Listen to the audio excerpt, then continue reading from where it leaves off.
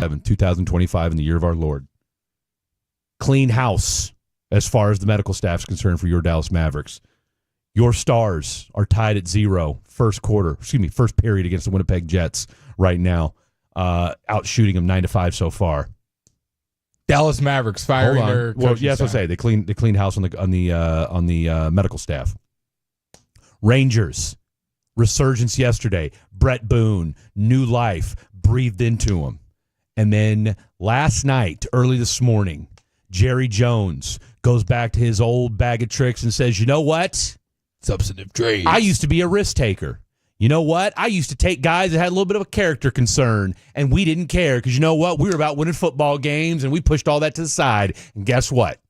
George Pickens, maybe the most mercurial 1A, 1B wide receiver in the National Football League, is the newest member of your Dallas Cowboys. I'm Fred Davis, that gentleman across from me with the so fresh and so clean hairdo, the one, the only, the phenom himself, Mr. Blake Elliott. Aaron Gordon moving different out there for the Denver Nuggets. Hola, amigos and amigas. Beat by 20. He just hit him with a 1-2 combo, step back 3, Papa, fatties, peaches. How are we doing today on this Wednesday?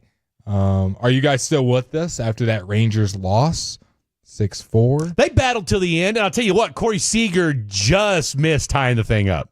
Remember, what did he have? A 117 exit velocity liner to second or short? No, I don't. You know what? I thought Brett Boone, and we'll play some Brett Boone audio later on the program. I thought he had a great point. Yeah. He said, I don't need analytics to know if I hit the ball hard or not. He goes, I can feel if I hit the ball hard or not. You love that. Just old school. Enough with the robots and the numbers and stuff. Just mash the ball. Just do the dang thing. Put bat on ball. And that's what Brett Boone is all about. Just an old school type guy. Just an old school with a little bit of new school, though. He talked about that, though. Do we even want computers? No, we don't even need computers in Fred's world, do we? No, we absolutely do. We absolutely need computers. You just need your hands. But we do need, sometimes a little bit of old school goes a long way. Sometimes because, look, Donnie Ecker was all about the new school. Oh, biometrics, and we're going to counter what the pitcher's doing, and we're going to look at different velocities. And blah, blah, blah, blah, blah. Yeah, how'd that work out? Yeah, how'd that work out? Donnie, if you're listening, 877-81-1053. Wow. There are some people that are not on the happy side, the 2-4. Rangers gave us one magical run in 2023 in a World Series. They may not win in my lifetime again. Fun while it's just a duality. One day we're like, the Rangers going back to the World Series. They've learned how to hit. They lose one game. They're cooked. They're never going to win in my lifetime. First of all, you're in a winnable division, and it was 6-4. I think I beat 15-0 or something tonight. They lost 6-4. They had a chance with your best hitter at the plate, and Corey Seager. You had a chance, and of course, I want to say he was at the first or second. I can't remember which one it was. And then you had a couple other guys with opportunities to get on base. Didn't happen, but that's okay. Look, Jock Peterson has hit multi-hit games 2 in a row now, which is the first time that's happened to him all season long. I mean, that might be enough to go ahead and give Brett Boone an extension at the rate we're going. I mean, Jock Peterson looks like he might be a legit major league hitter again after what we've seen so far. So, Tyler Mahle, he got, I'm not going to say he got rocked today, but give him a couple of, 2 homers. Gave up 2 home runs. Both in the same inning. And then, and like I said, I apologize. I was locked into some little bit of work. And then, of course, watching the Eastern Conference is in absolute disarray right now. Boston! Well, you called it yesterday. You said, don't let the Knicks win game 2. And this is crazy. The Cavs and Boston have lost both games at home. And I think if you'd asked anybody to put any money on the Pacers and the Knicks going up 2-0 in their respective series, no way. You would have found nobody to give you money. Zero. I would have said Pacers is probably, but yeah, Knicks over Celtics 2 games straight, no way. Well, I mean, look, I don't even think the idea of putting the Pacers over the Cavaliers. I mean, the Cavaliers, they've been the best team in basketball. What they win? 67, 66 games this year? I mean, they had like damn good basketball 20-game winning streaks this year. Yeah, exactly. So not taking anything away from the Indiana Pacers. And I mean, look, if you're in the Eastern Conference, I mean, it is a dog fight now. All right. I mean, look, game 3 tomorrow, and we'll look and see when these next games are. But both Friday. Hey, the Eastern Conference games are going to be must-watch television. I don't care if you're a basketball head or not. If you are a sports fan, Game 3, because you ain't coming back from a 3-0 deficit. I don't care if you're the Celtics or the Cleveland Cavaliers. I got a strong take. When were we talking NBA playoffs? I'm glad you asked that, Blake. So here's what's going down on the program tonight. Give it to us in about 30 seconds. We've got George Pickens, newest Dallas Cowboy. Not that he's on the show, all right, but George, if you listen, 877-881-1053, we'd love to have you on. We're going to talk about that. We're going to get into a little bit more about the Cowboys at 9:40, a little bit of NFL talk as well. Your text messages, 877-881-1053, if you guys got thoughts. We may even do a slight Tolos on the telephone 9:40 edition. I don't care about us enough. If you guys, tell you what, here's what we're going to do. We're going to open up the phone lines at 9:40 to get your thoughts on the George Pickens trade, okay? I don't know if you guys are up or not. I don't know if you guys want to call in. I know this much. We did Tolos on the telephone star style on Saturday, and Brian in Dallas was the only guy that called in. So we'll see what you guys are thinking tonight about George Pickens. Otherwise, we'll carry the show. 10 o'clock, we'll get into a little bit of NBA playoffs. 10:20, we'll do a little cornucopia, if you will, of all things audio dump. We'll get into some of your text messages, and we'll kind of update what's going on in the world of sports. 10:40, Haiku Hump Day, George Pickens and the Stars. 11 o'clock, the little show reset. We will try to do a top 5 tonight at 11:20. We'll just carry over last night's topic, which was going to be best all-time show endings, okay, and that being the series finale. Otherwise known as finales.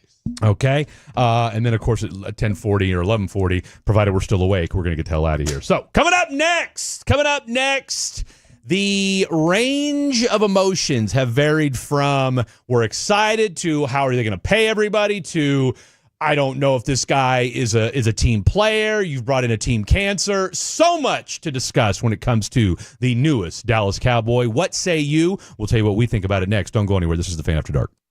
Hope the boss is...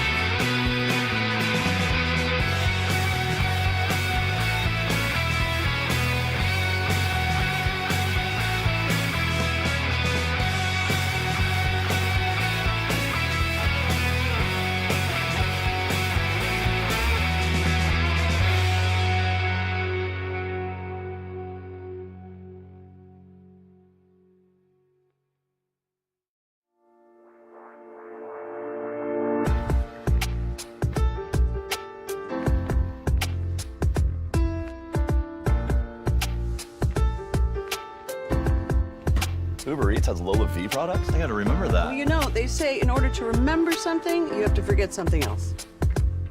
Okay, now that is a very cute haircut. That's like a little shag. I've never seen it before. Well, I mean, of course you have. It's the Rachel. Oh, is that your name? No, I mean, like, your name. No, I'm Jen. My name's Jen. Right, but I just mean, like, this is your haircut. But that's hair on your head. I'm not saying this is your hair. Okay, freaking me out a little bit.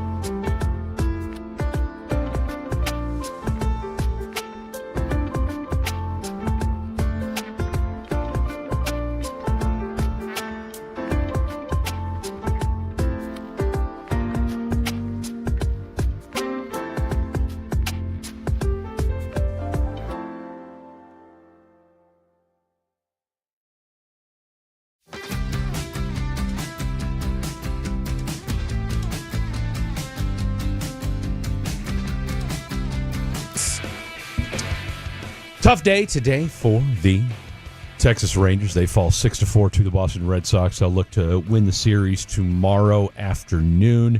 Of course, you can hear that game right here on 105.3 The Fan. See, of course, I know I'm not crazy. This is a different angle on the fan cam. Yeah, it's always. I know I'm not crazy, right? No, you're not. I mean, you are, but not in that sense. Well, Can you? Would you be able to move it, drop it down a little bit for our I don't know. Mr. Candid Camera himself, I don't really feel like it. Dave? Can we get like a side shot? What a profile shot of Yeah. boy. Can I just start changing the fan cam angles? I'm here for it. Like it's a TV drama, just of me talking, just.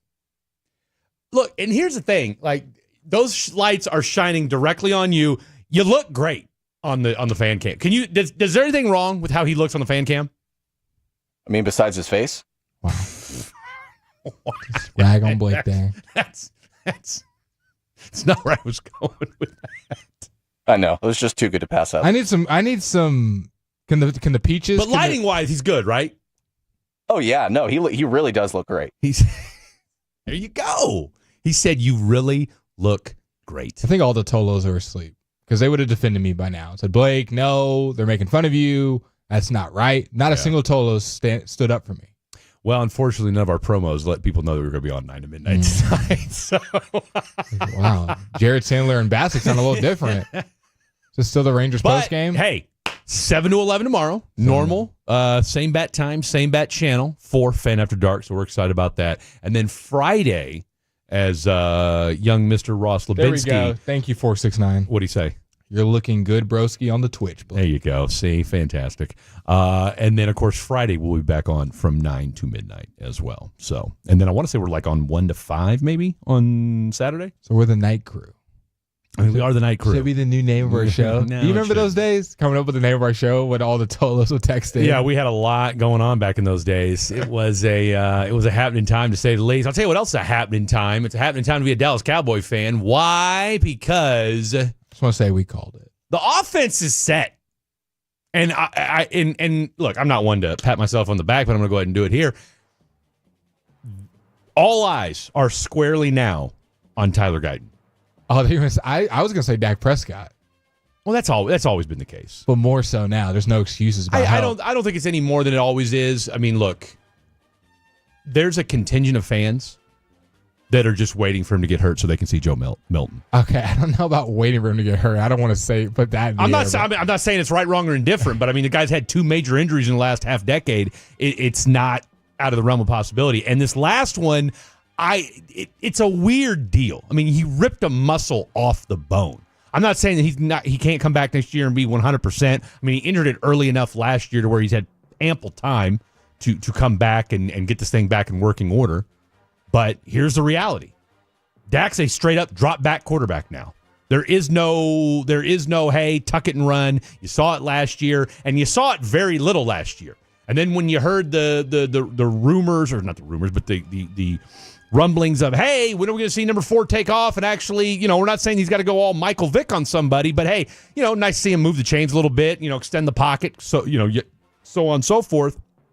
Then when he does, gets a first down, which at that point, and the scary part was, and of course, again, this is going to be a tale of 2 teams this year versus last year, when he finally does rip off the longest run at that time for a Dallas Cowboy player, and then, of course, rips the dadgum hamstring off the muscle or off the bone. So either way, now with George Pickens in the fold, you feel good about your tight end room. You feel good about your wide receiver room. You feel good about 4 out of your 5 offensive linemen.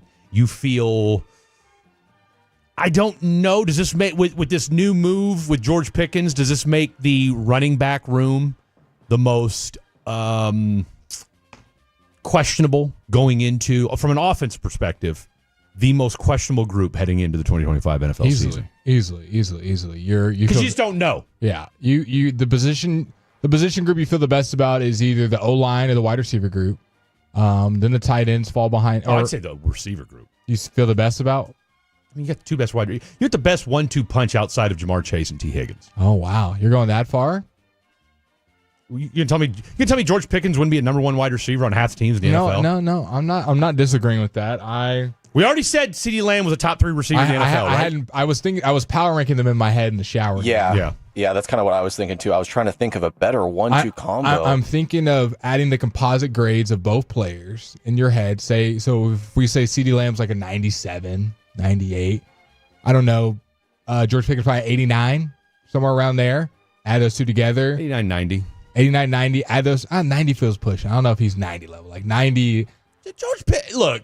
89. A little too inconsistent to be 90. 90 is like 90 is an A-, Yeah, that's a top 10-ish receiver. I don't think he's top 10. I don't think it's, again, he'd be a number 1 receiver on half the teams in the NFL. I don't know. I feel that's a pretty blanketed statement. I am not here to poo-poo on George Pickens. I am super happy this move got made. We were clamoring for it last night and kind of what it does to the wide receiver room. I was even texting you today. If you're gonna be a Bear, be a Grizzly Bear. Let's go get Amari Cooper. Let's go. I don't want Tolbert anywhere near my football team. It's nothing personal. It has become personal. No, it isn't. No, it has become. He has. I don't want him as much as you do. I don't want low ceiling players on my football team. It's just as simple as that. Maybe that's the young mantra in me, the team builder in me, the Madden franchise. Maybe I'll take that on the chin. What year is he going into? 4 or 5. I want players that are either A, young, and I don't know what's in front of them, and they've got some fun traits, i.e. a Jalen Brooks, a Jonathan Mingo, a Ryan Flournoy. I don't know what's going to become of them. Or B, guys that I know are established and have a trait that can help my team, i.e. an Amari Cooper with the great route running, with the connection to Dak Prescott. So I feel like Tolbert is kind of an odd one out. Yes, is he better than Mingo as of last year? Yes, is he better than Flournoy and Jalen Brooks? No one's disagreeing with that. I am just saying he has hit his ceiling. How do you I don't think you can say that. You can't say that he hit his ceiling. I just seen him play. Just watch the film. Okay, it's not a so here's the thing. thing. So if we're going to give... Just watching him run routes, nothing special. I'm not saying he can't improve as a route runner. I'm with you 110%. But now he's your number 3. I want him to be my number 5. And now, which look, I'm okay with that too. Who would you rather get reps, Turpin or Tolbert? I think I would rather see what Turpin can do. I feel like he has a more special ability package, something where teams have to game plan for. I'm not saying he's there yet. I don't think he has shown it. Did you just say people are going to game plan for Kevontae Turpin? You're not hearing me. More than Tolbert. I'm saying Turpin has speed where if the offense is Brian Schottenheimer using him the way they said they want to use him this year, and he's in the slot making plays like every other slot receiver that we haven't heard of the year. Guy. I didn't see you're eliminating. KaVontae Turpin is not. If KaVontae Turpin is like a major factor in this offense, I don't want to say a major factor, but I think he can be. So let him and Tolbert be 3 and 4. Let them be 3 and 4. And that's what will happen this year. I'm just saying I'd rather those reps go towards Turpin, and then those extra reps, I'd rather them go towards Mingo. A little bit into Brooks, a little bit into Florida. Like, I don't know what's really there with them. With Tolbert, we know it's there. We do know it's there. Would you agree, or do you think he's going to turn into some new player? I mean, here's the thing about Tolbert. With Cooper Rush, who, by the way, we've given other receivers and tight ends the benefit of the doubt when it comes to Cooper Rush. For whatever reason, we're not giving Jalen Tolbert the benefit of the doubt when it comes to this. I'm not talking about his stats at all. Zero about his stats. So if you're about to tell me stats, how many touchdowns he caught, how many catches, I'm talking about him running routes. What he looks like on the football field is nothing special. And I'm agreeing that Jalen Brooks hasn't shown that yet. Flournoy hasn't shown that yet. Nobody has outside of Jalen Tolbert. But Tolbert had the opportunities, and he showed me this is what I'm at my best. Leading the team with touchdowns. He had 7 last year. Look, for you to just look, could he get better? Absolutely. Could he get better at route running? I just feel like he's hit his ceiling. It's simple as that. I don't want someone on my team that's hit their ceiling. Come on. I feel like he's hit his ceiling. That's such a crazy thing to say. It's just wasted reps. It's wasted reps, excuse me. It's just how I feel. Anyways, this is about George Pickens. George Pickens is going to be awesome this year. I agree. I think him and CD. Whoever 3 through 6 are going to be. I'm on Team Tolbert, so. Team Turpin over here. You know where I stand. Which I don't mind Turpin either, but. So Jamar and T is 1. I mean, you got basically, here's bottom line. You're going to have 4 guys fighting for 3 through 6. 3, 4, 5. And don't forget 6. about Trayshawn Holden. A lot of people are clamoring for him that might make the roster, and I think there's a good chance. This is the same guy that Broada said is slower than you know what. Just saying. I don't. Just saying. I'm always interested in who makes the roster at the receiver position. Who gets? Oh, look, I'm with you on that 100%. That's the only that and maybe like defensive tackle or something like that. Like those are fun to watch. Again, UDFAs, I'm not going to get excited about. Give me Trayshawn Holden over Tolbert. Trayshawn Holden comes out of nowhere, and look, I know you're excited about him because he's got everything to prove, and he gives great sound bites. Wonderful. Give me Trayshawn Holden over Tolbert. And look, I like that. And if you know what, I'll buy you some McCrispy strips. Over creamy chili? Yeah. You know what? We'll make a bet right now. I'll give you some. If Trayshawn Holden makes the active roster, okay. Yeah. McCrispy strips coming your way. More. I need like a 25. In fact, that's a UDFA. I need more than just the 3-piece. If he makes, I'll give you 4. I'll give you the 4-piece. I'll give you the 4. I'll give you the 4. I'll make it a meal. How about that? Those trash fries. Well, can you sprinkle some salt on there, please? We'd appreciate it. We'd appreciate if you sprinkle a little salt on there. They cut back on the salt. McDonald's trying to be healthy all of a sudden. Well, I don't think that look. If knowing what we know about the McDonald's next door to us, I would venture to say they just forgot. Okay, before we run out of time, where would you rank this duo? You said second or 1? I'm saying second. Okay, because you're not going to put. You're not putting him over Jamar Chase. I'm not disagreeing. I'm just workshopping out loud. Yeah. AJ and Devonta Smith. George Pickens, what he has. Do you think he's better than Devonta Smith? That's pretty much the conversation. We all agree CD's better than AJ, but do you think? I think there's an argument for both. I think 6-1 being equal. I think I think they're equal. I don't think there's a huge difference because it's funny you brought out Devonta Smith because I'd almost argue if you're the Dallas Cowboys, do you offer a Devonta Smith-like contract now?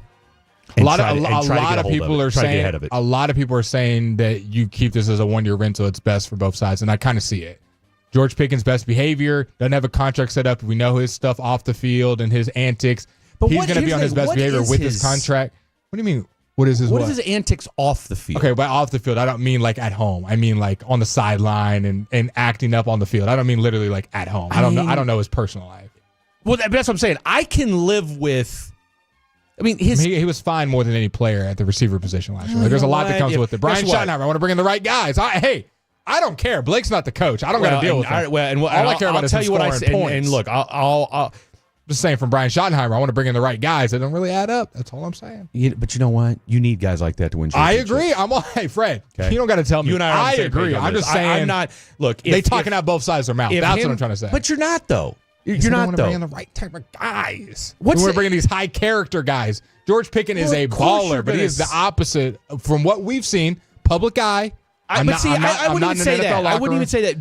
Just because you are would we say that Dez? Because that's the comp that keeps getting thrown out. There's a little bit of similarities, but if Dez was a free agent, Brian Schottenheimer, but we don't want guys that are doing all this jibber jabbering on the side. We want guys that are in the locker room. I don't agree. I don't know that I agree with that. You don't agree with what? That Brian Schottenheimer would do that, or these guys act that he's like saying that he wants. Look.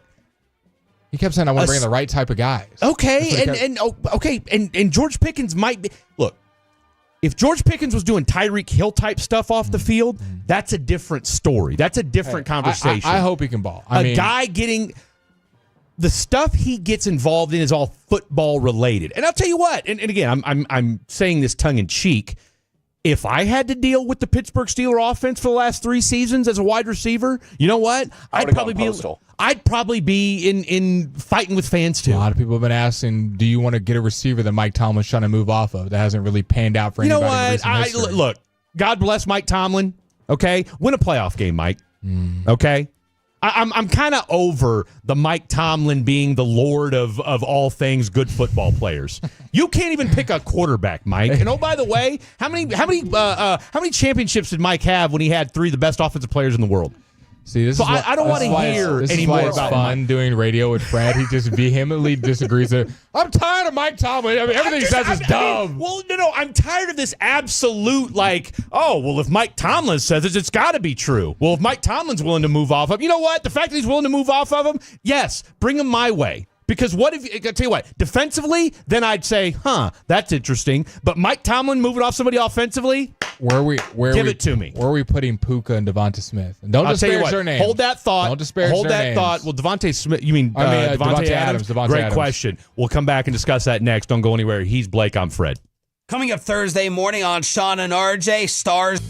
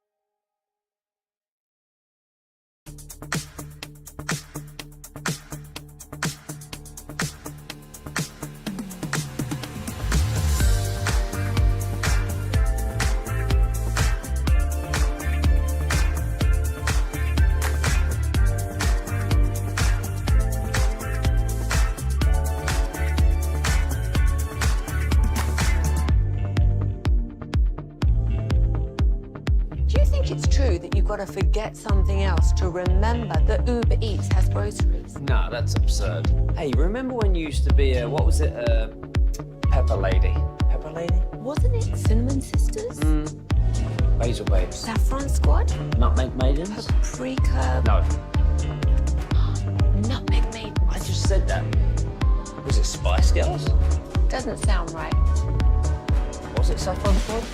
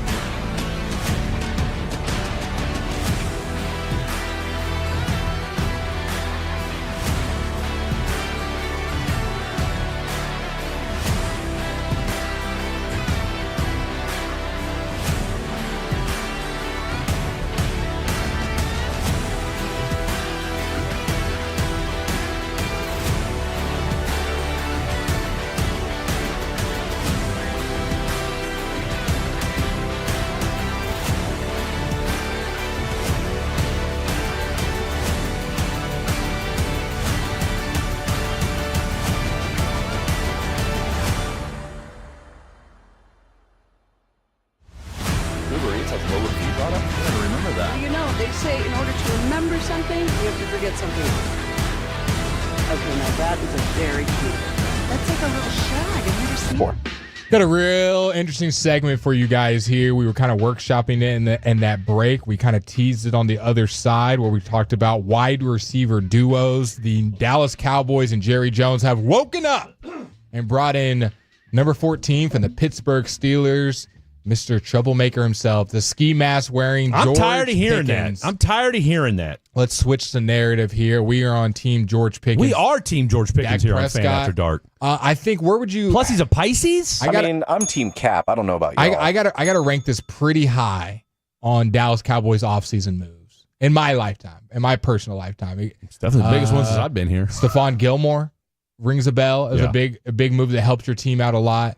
But but Stephen Gilmore, like, his best days were behind him at that point. Correct. George Pickens, as far as a young guy. Like, George Pickens is heading into his prime. Correct. That's what I'm saying. Like, that's why I would be interested in doing see if he'd do a Devontae Smith-like deal. I think the Dallas Cowboys obviously got to know George Pickens. I doubt they just made this trade blindly without, talking to him, talking around about the people, kind of seeing what kind of person he is. They're going to, especially with Brian Schottenheimer, first year head coach. I'm sure they did some background research. If they feel confident in it and they feel like this guy's going to be here long term and be a building block, maybe they get it done. Because when's the last time you can get a deal done? Like as far as You can do it anytime. so they maybe halfway through the season, maybe I don't know. Like I would just obviously those contracts don't usually get done during the season, but I would try to pull the do trigger it early before the year started. I don't know. I mean, but if they do it, I will feel confident because they've gotten to know him. He's there around the building. They like what they see. They see the character is not a problem. Blase, blase. The talent, Blake has zero concerns about. I'm going to read you some very flattering numbers that should get you Cowboys fans excited about the receiver that's being brought in, because if you didn't listen to Brian Broaddus and kind of breaking down who George Pickens is as a receiver, you missed on that. But I'll give you just some numbers to go back on it. Highest yards per reception since 2023. At least with 120 catches. Justin Jefferson, 15.2 yards per reception. Pretty good. Nico Collins, who I think me and you would both agree, top 5, top 10 receiver. Absolutely. 15.6 yards per receptions. DK Metcalf, George Pickens' old teammate, 16 yards per reception. Do they count as teammates? I guess just off-season teammates. Since they never took the field together? Just buddies, I guess. And if you're DK Metcalf, real quick, how are you feeling right now? You went there with George Pickens and hopefully Aaron Rodgers, and you might get neither. George Pickens leads the list, though, 16.7. He is the best receiver in football on a yards per reception basis. So you got to feel good about when he catches the ball, he makes something of it. Another stat that kind of goes hand in hand with that when it comes to George Pickens and how he's able to catch the ball down the field. Ranks first among 44 players with at least 2,000 catches in the last 3 seasons with that 16.3. And then also, I want to say he's had the largest. I want to get the exact tweet up. I can't find it, but either way, it was when it goes to throwing the ball. Believe us. When it goes to throwing the ball down the field, nobody is better than Dak. And here it is, right here. Excuse me, Dak Prescott. The last 2 years, he is number 1 in pass yards on 15 plus yard go route. So when it's a 15-yard go route, he is number 1 in that. He is second on attempts in said category. George Pickens in the last 2 years, most catches on 15-yard go routes, second most catches on first in receiving yards, second in catches. Dak is the third most accurate of said quarterback. So Dak throws the go ball second most. George Pickens catches the go ball second most. Dak has the most passing yards. George Pickens has the most receiving yards on 15-yard go balls. So these two will be connecting when it comes to the deep ball. I'm going to read off 10 names. 10 Real quick, before you do that, this is from our boy Calvin Watkins, friend of the program and just all-around grade-A human being. He tweeted this out earlier. From what I've gathered this afternoon, George Pickens is excited to join the Cowboys. Surprise, right? The unsettled QB situation in Pittsburgh had him concerned about his future, and while he's immature in some areas, aren't we all? He's excited, he's all about football. He went on to tweet, this being Calvin Watkins, Dallas' settled QB situation, that's Dak Prescott, was an attraction for him. Playing with CeeDee Lamb is something he believes will benefit him. He has tremendous respect for Tomlin, no desire for a contract extension, willing to prove himself. I think it's going to work out for both teams proving himself. Like, I'm not mad if they get a contract, but I'm very much not mad at all if they both play out the contract. Because I think I'm doing a Devontae Smith deal. George Pickens is going to be on his best behavior. The Cowboys get the best out of him, and if it works for both teams, he enjoys Dallas. The kid is only, just so we know this, right? He's 24 years old. Okay, just turned 24. Yeah. All right. So he's younger than you, for crying out loud. All right. Okay. I'm not the least bit concerned. Not the least bit? None. I have zero concern about George Pickens. Okay. Okay, I'm going to read 10 names, 10 duos. And I said that last night, too. You tell me where CeeDee Lamb and Pickens fall. Okay. Mike Evans, Chris Godwin. Oh, they're better than them. Amon-Ra, Jameson Williams. Better. Brian Thomas Jr. and Travis Hunter. Better. Okay. Jackson Smith and Jigba and Cooper Kupp. Better. Terry McLaurin and Deebo Samuel. Tyreek Hill and Jalen Waddle. Okay. Justin Jefferson and Jordan Addison. Better. Okay. A.J. Brown and Devontae Smith. Close. I could see them being 2B to the Cowboys 2A, and I could see where you could flip-flop. But give me, because of CeeDee Lamb being that dude. And oh, by the way, Oh, by the way, we keep talking about how George Pickens is going to improve because he's playing on the other side of CeeDee Lamb. Okay, pick your poison. Who you doubling? You want double CD? Okay, go. Let George do his thing. All right, you want to go ahead and double George? Hey, let's go see 88 go off. And I'll tell you who else is going to eat. Jake Ferguson.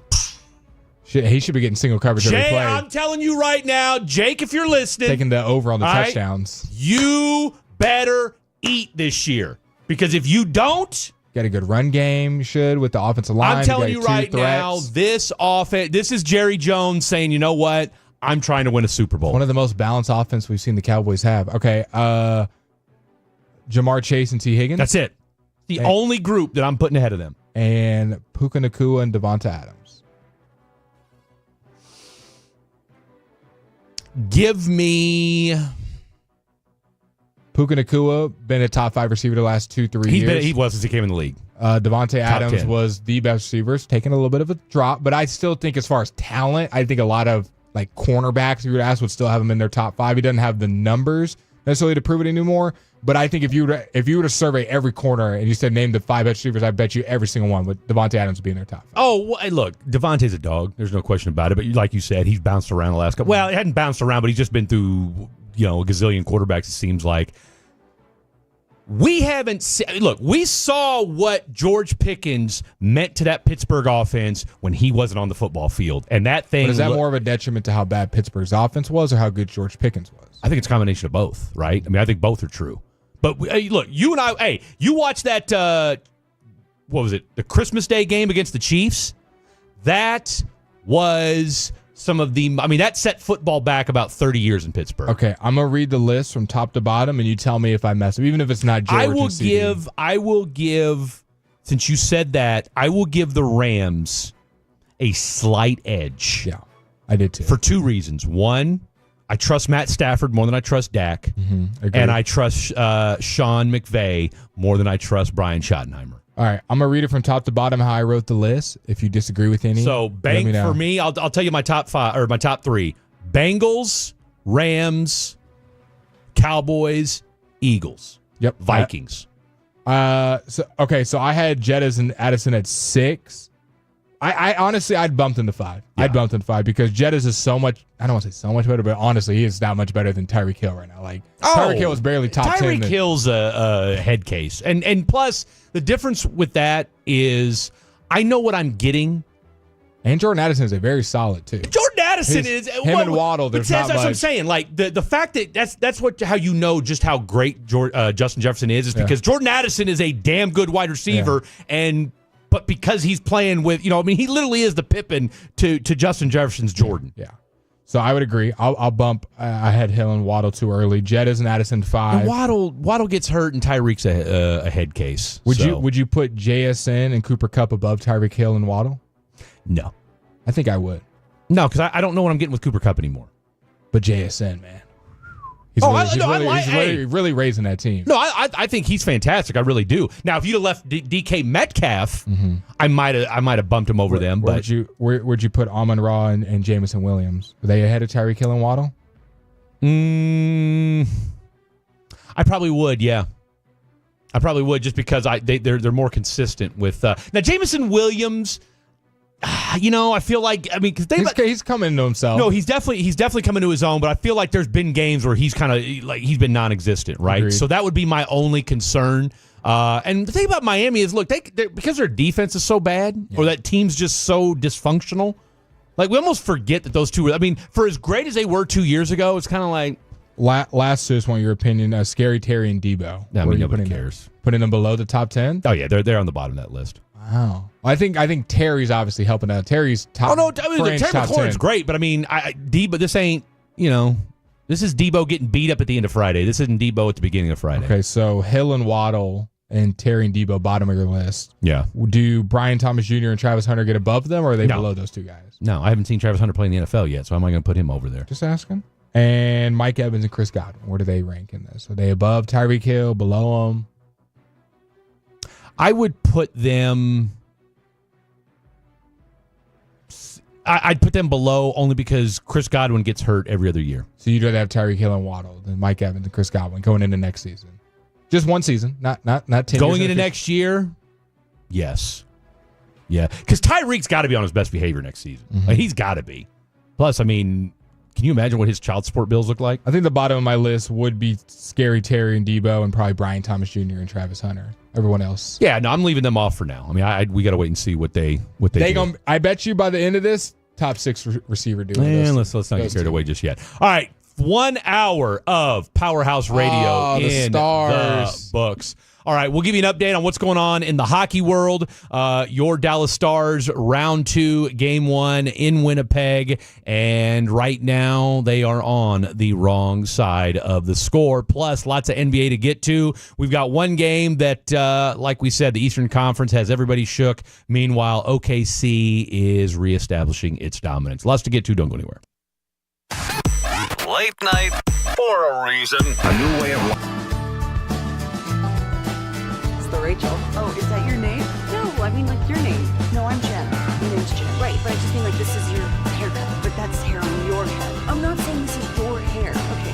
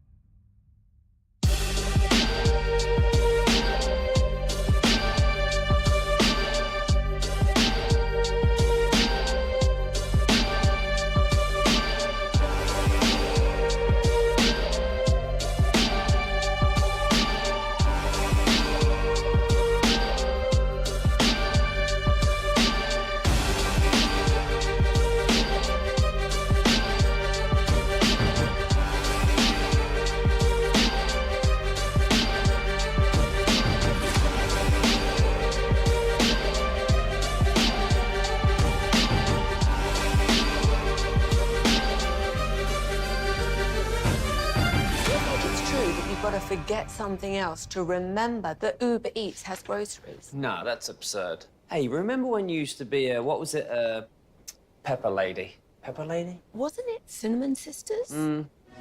Basil Babes. Saffron Squad? Nutmeg Maidens? No. Nutmeg Maidens. I just said that. Was it Spice Girls?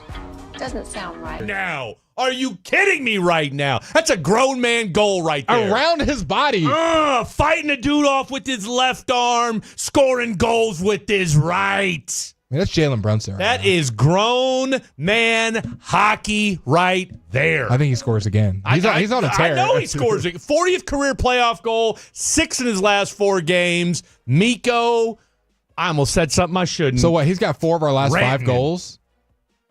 Yeah.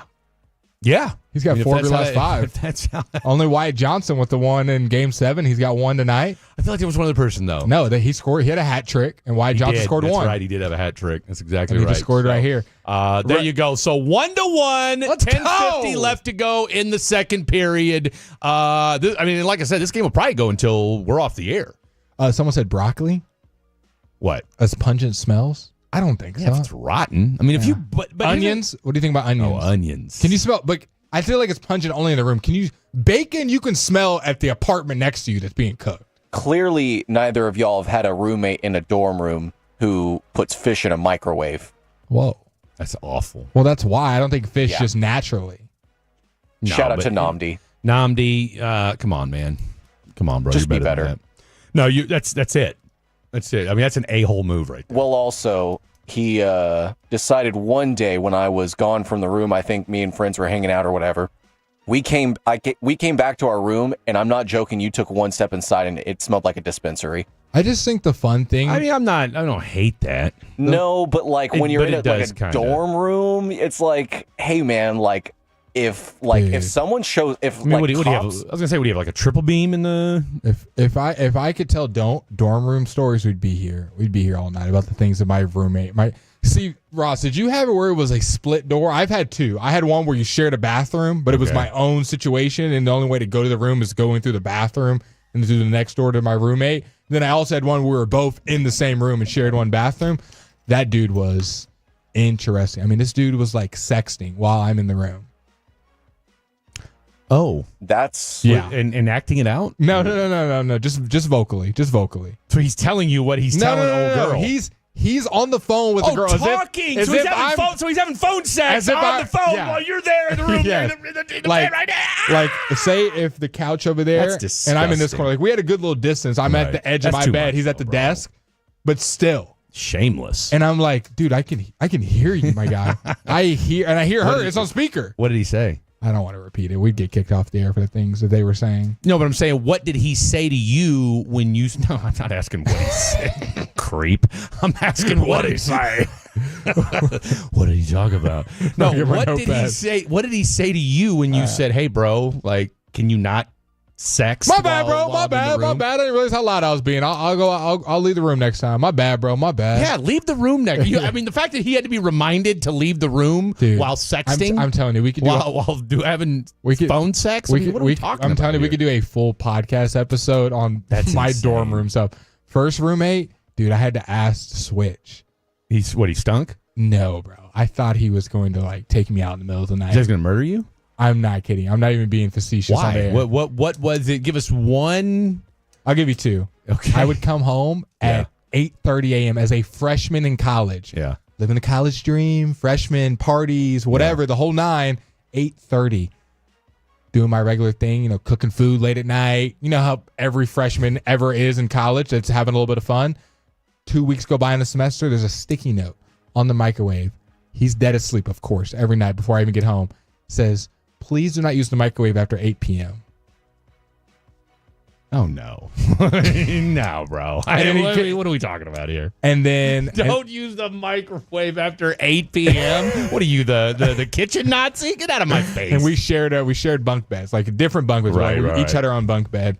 And then when I knew it was done, when I had to talk to them and said, I need to switch today, I came home one day and on the front door was, I don't want to get too religious. I don't Yeah. really know if I'm using the right word, but What's the one where like the Ouija board and the triangles connecting, the devil stuff? Like he was writing drawings. He was an artist. Yeah. He was drawing something and putting it on our door frame. Like you're doing some Illuminati. Like literally like the phases of the devil. Like phase 1, phase 2, like phase 6 is like all what's that black. dude, like the goat-looking creature with the goat head and what have you? No, he's drawing that and putting that on front of our door.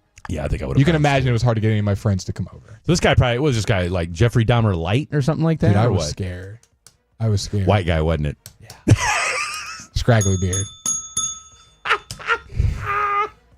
Dude, I'm not gonna lie. I was feared for my life. I like called my mom. I was like, "Mom, Let me guess, he drove a Volkswagen Jetta." I don't know. I don't think he had a car. I don't think he had a car, my boy. He was scary. I don't even want to say his name on the air. I'm scared he's still listening. He's got pentagrams. I think that's what it's called, right? He's probably got a GPS device on your car. Can you imagine you're a freshman in college and you're coming home to pentagrams on your door of the devil? That would be wild. Like, I don't even know who I am That would myself. be I'm wild. still figuring out who I am. I'm like 18, 19. Yeah, no, that's a very. I said, I will move over there. I'm going to go. So did they have, I mean, did now. I was in Maple Hall where all the smart kids got it. Did you. It was by an accident. Overflow. So when you went to the folks. Oh, they understood. They said, we got you. They said, we don't want any kind of email. We got to make a report. They said, we understand. We got an open spot. We'll get you moved in like a week or whatever. So what was your new roommate like? Oh, he was awesome. We were best friends for like 3 years. They were so it worked out. Oh, it worked out times 10. It's not, it's not the same goofball. No.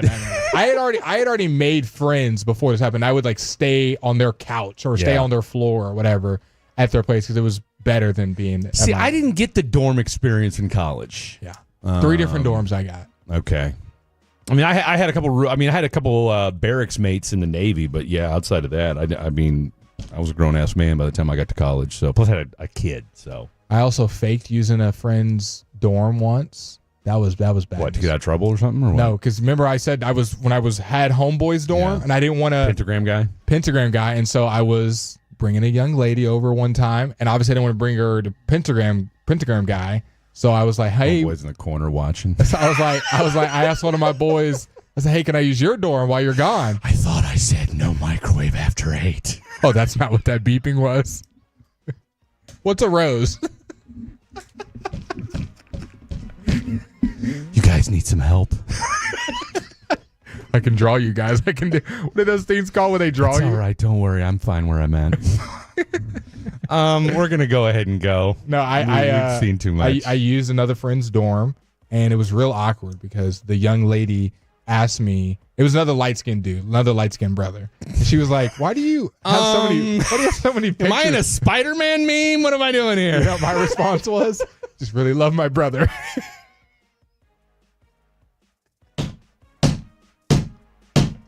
I just really love him. We're really close.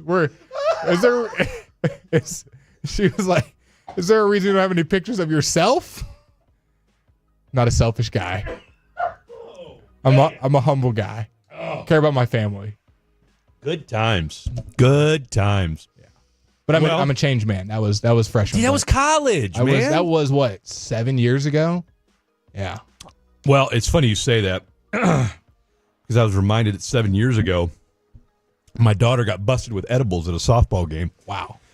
As a freshman in high school, and so I had to, her mom was ready to kill her. I said, look, they're edibles. Let's not pretend like she's over here, doing smack in the bathroom or something like that. But yeah, she got kicked out of school and all that good stuff. So we'll have to do a whole episode on that. Okay, the cheapest ticket for the next New York Knicks home game is what price, Frederick Davis? I'm gonna say cheapest. I'm gonna say $450. Ross, cheapest ticket for the Knicks home game. Ooh, and this is at the Garden. I'm gonna say at least $800. Well, Ross would be closer. The cheapest ticket to get a Knicks game 3 at the Madison Square Garden versus Boston Celtics, $734. The average ticket though is $989, so pretty much $1,000. Good God.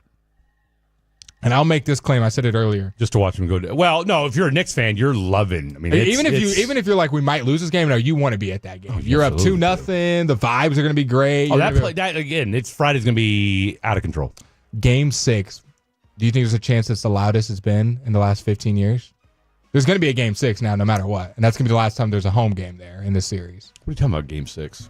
For the Knicks-Celtics. What do you mean it's guaranteed there's going to be a game? There's no guarantee there's going to be a Game 6. I guess you're right. Technically, they could win the next. They can win the next. They only got to two. win 2 out of the next 3. Yeah, but if there is a Game 6, I don't think they're going to sweep them. I don't think they're going to sweep them. Do you think? I don't think they'll sweep them either. I think it at least goes 6. I think that's where my. Although brain is saying. I'll tell you. I mean, not to sound too Captain Obvious here, but look, if they win Game 3, that's a wrap.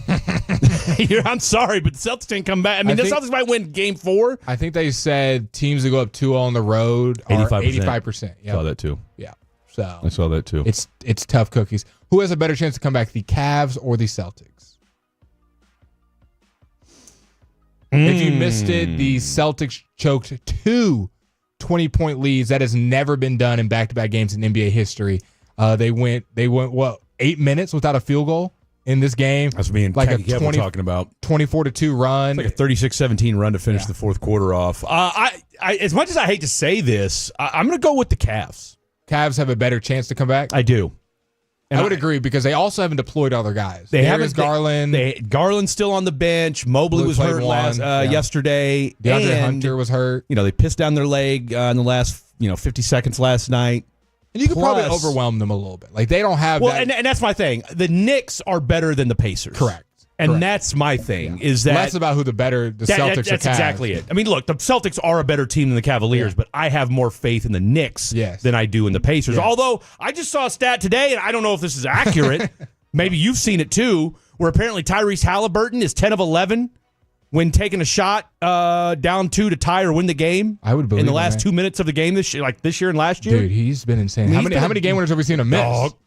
And I will say this, every time he shoots, it looks like it's not going to go in. I mean, look, he's got a funky shot. There's no question they're like, that's not going in. Game winner. Nothing but net. Nylon. You can't complain about that. Jason Tatum in games 1 and 2 is averaging 18 points per game, which is not great from the leading scorer for the Celtics, who's used to averaging 25, 26, 27 points. He's shooting 29% from the field, which is abysmal.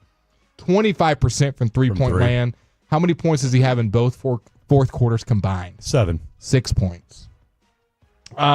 Boston is shooting 25% on their threes. They've shot 100. So they've made 25 threes in the series. They've missed 75 threes in 2 games. That's the most missed threes ever in a 2-game span, if you couldn't guess. The Celtics had a 98% chance to win game 1 and lost. The Celtics had a 99% win probability in game 2 and lost. The Thunder had a 98% win probability in game 1 and lost. And the Cavaliers had a 98% win probability in game 2 and lost. This is all in the last 48 hours. The NBA playoffs has been nothing but parity. With the exception of the game going on right now. With the exception of the game going on right now. Decided, did we just get another goal? We just got another Stars goal! Stop me if you've heard this before. Don't tell me it's Miko. Was that Miko again? Don't tell me it was Miko. Hellebuck, get him the hell off the court! Get him oh my gosh, Miko again! Who is this guy? Are you serious? This dude's a machine, bro. No, he's a machine. Where did he score this from? Look at this. Oh, no, he didn't. No, he didn't. Oh, my gosh. No, he didn't. What are we doing out here right now? Watch this. Off the stick. Oh, no, he didn't score that, did he? Wait, did he? Did it go off the stick? I don't think he did. Why are they showing him then? Because I think he was closest to it, unless it just ricocheted off It looked the like stick. that was Thomas Harley, but they're really showing Miko. I thought Harley. Is that who? I think Harley shot it, but they just showed Miko. All right, we'll come back. We'll tell you who that is. We've got a ridiculous fair foul that I think we know where this is going to go. Plus, we got Haiku's coming up at 10:40. Miko, they're giving Miko the goals. That's 2 goals for Miko. Unbelievable. All right, so we'll recap what's going on here in this Dallas Stars game, and we've got a little fair foul coming up next, as well as Haiku's at 10:40. Lots to get to. Don't go anywhere.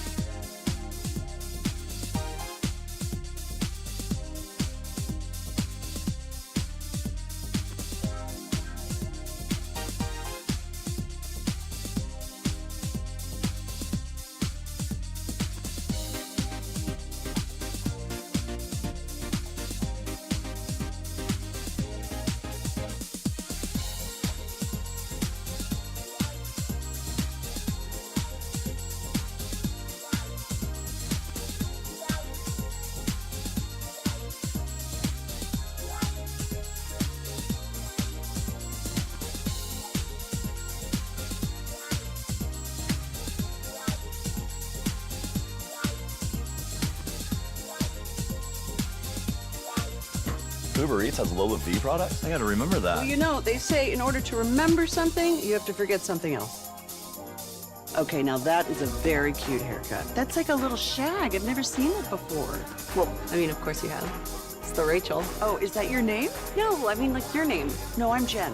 My name's Jen. Right, but I just mean like this is your haircut. But that's hair on your head. I'm not saying this is your hair. Okay, freaking me out a little bit.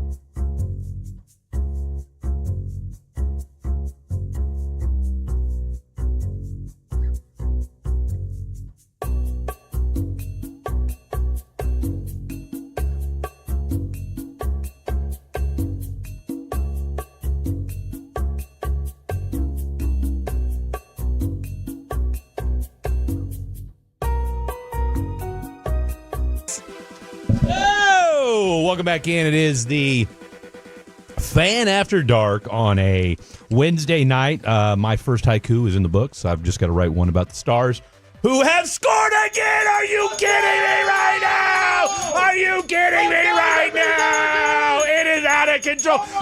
Did Miko just score again? Did he just get a hat trick? Did Miko Rantanen just get a third goal? No way. This guy, get Hellebrook out of here. Get him out of here. Actually, leave him in there. Leave him in there. Wow. I mean, what a shot. Oh, it went off the guy. It's off the skate again. It went off the skate of the defender. He was looking to pass, but it went off number 54 for Winnipeg. He's magic. He's literally the Midas touch right now. Miko can't do wrong if it hit him in the face. He's a magician. Is it back? Have we ever seen back-to-back Hatties? Now, I'll be honest with you. I never have.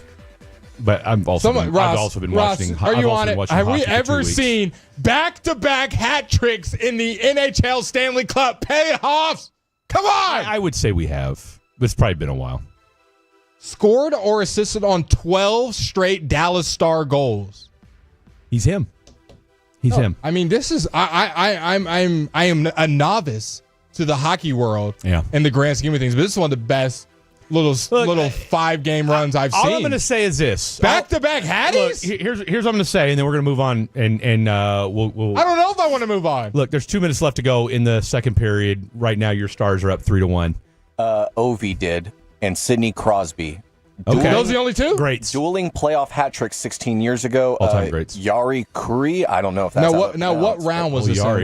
Was this like Stanley Cup? They did it like in the championship overview. Give me that is crazy. I'm just going to say this, and then we'll move on.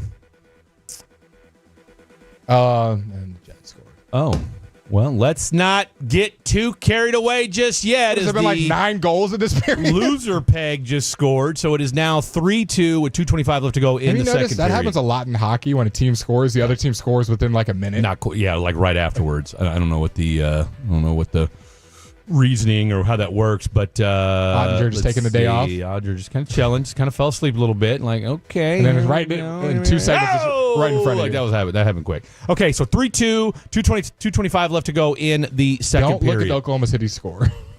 Meanwhile, they're just getting boat race. I mean, you might as well just bench everybody at this point. 104-69, 5 minutes left to go in the third period, as OKC is just absolutely having their way with the Denver Nuggets. All I'm going to say is this. Fan After Dark was not around the last few times that the Stars have made a run. Okay? We weren't. That's all I'm going to say. Not a coincidence. Guess who was on Game 7 that day? We were. Guess who's on Game 1 tonight? Uh-oh. Guess who was on when the Miko trade happened? Wow. So, look, I understand. Look, I know we're not the Barry Melrose, a.k.a. Belly Melrose. And if you haven't heard the Belly Melrose from Wooly Bully, we might have to play that. Does Winnipeg just have the worst defense? Hour. We've been on their side of the ice. It felt like the whole night. I don't know if they cut that audio up at all. If we can find the Wooly Bully stuff, and if we can't, no worries. But he did a Belly Melrose from out in the ocean. By the way, congrats to the Wolchuk family as they're having another little Wolchuk, another little girl Wolchuk. Zach's been active, huh? He's been busy. He's been busy. So kudos to our boy Wolchuk. He's about to have another baby girl. So now we know why he rushes home every night. Why he doesn't want to talk to us. Well, but at the same time, too, though, I mean, he has been. I mean, look, apparently he's been procreating and watching film. Yeah, it's not a bad life. Not a bad life. Not a bad life. I'll keep you busy. I'll pick watching the Stars and doing radio with you guys. There you go. Right now, it's braggy, but your at this words stage in your life, dude, at this stage in I'm your life. elated. The Stars are playing amazing right now. Miko is showing you every game. He's putting on a superstar performance, back-to-back games with a hattie. And here's the thing. Like, what? I'll be honest, and I gotta. The more I think about this, so I got an Astro logo tattooed because I lost a bet. I kinda want to get a Dallas Stars logo because I want to do a Dallas logo of some kind to get tattooed because Stars is probably the coolest logo. Well, I'm going to be honest. If you're going to do it, you have to do the old school when they first moved to Dallas.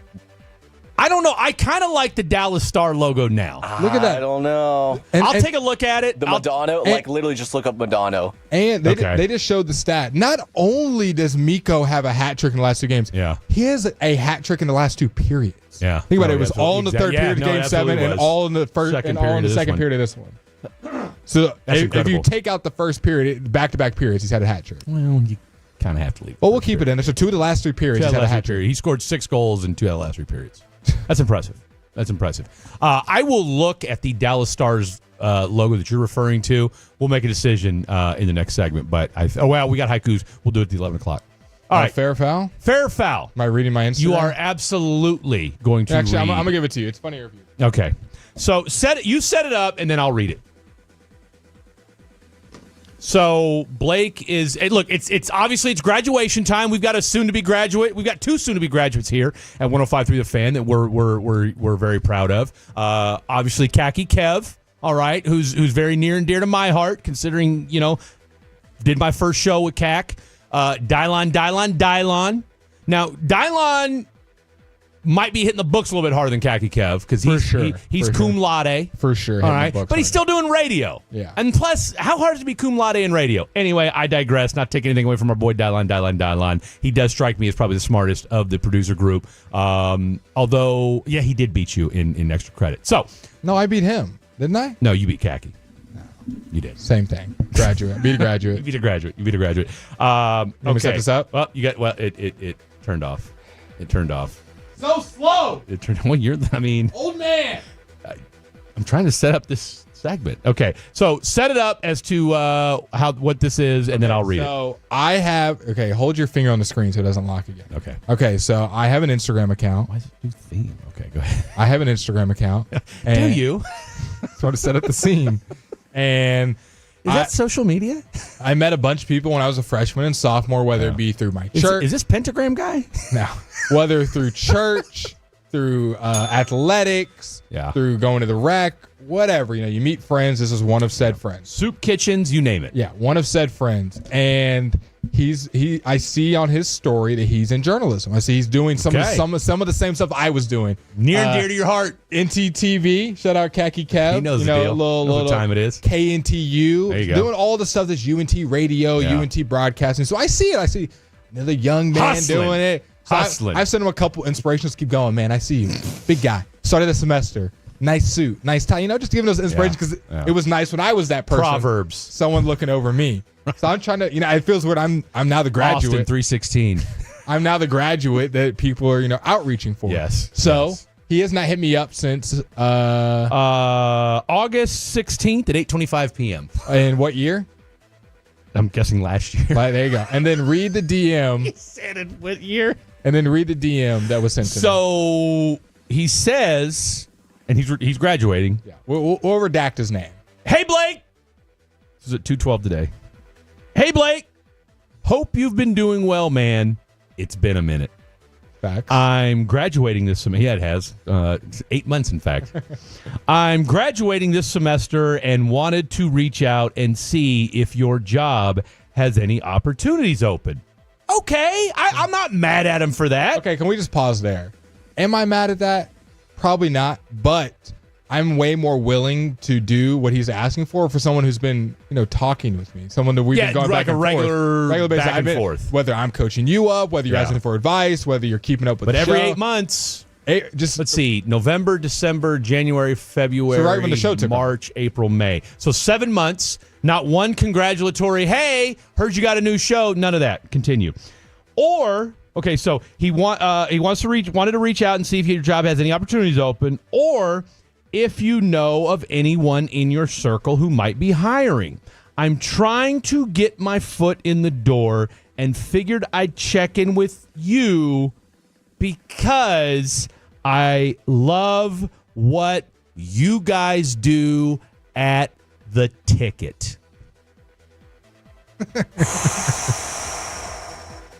Eric Chiafalo and Zach Wolchuk also came to my sports broadcasting class, and we talked about you for a bit. Didn't talk about what station you're on. Appreciate any info you might have, and hope everything is going great. So fair or foul, me not responding to said DM. Simple as that.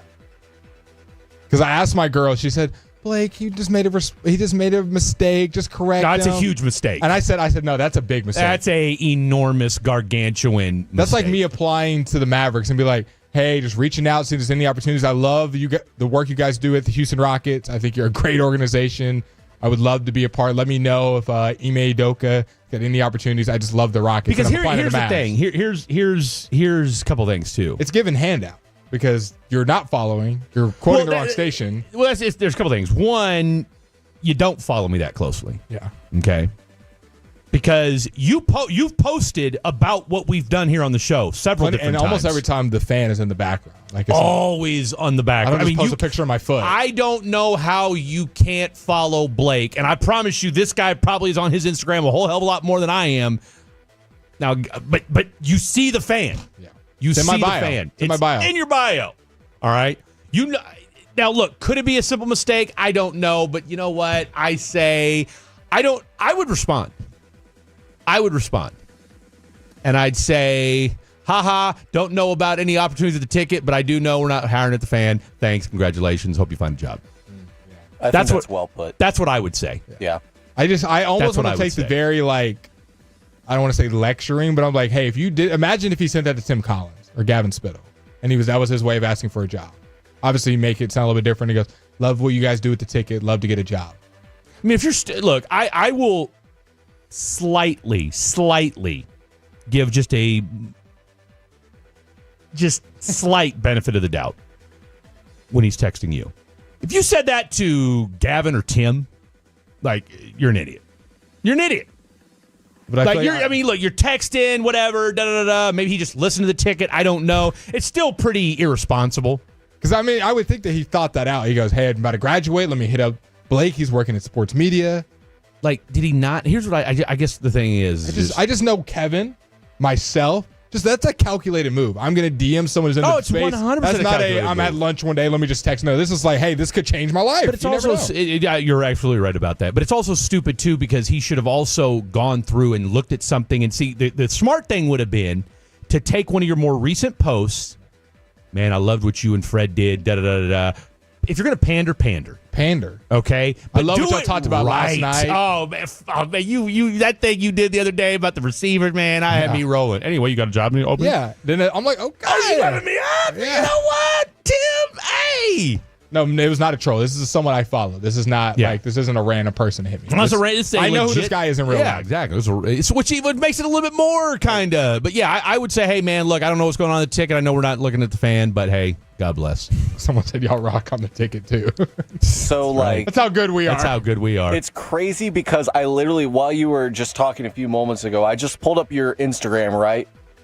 So obviously for Instagram, there's your profile picture. Yeah.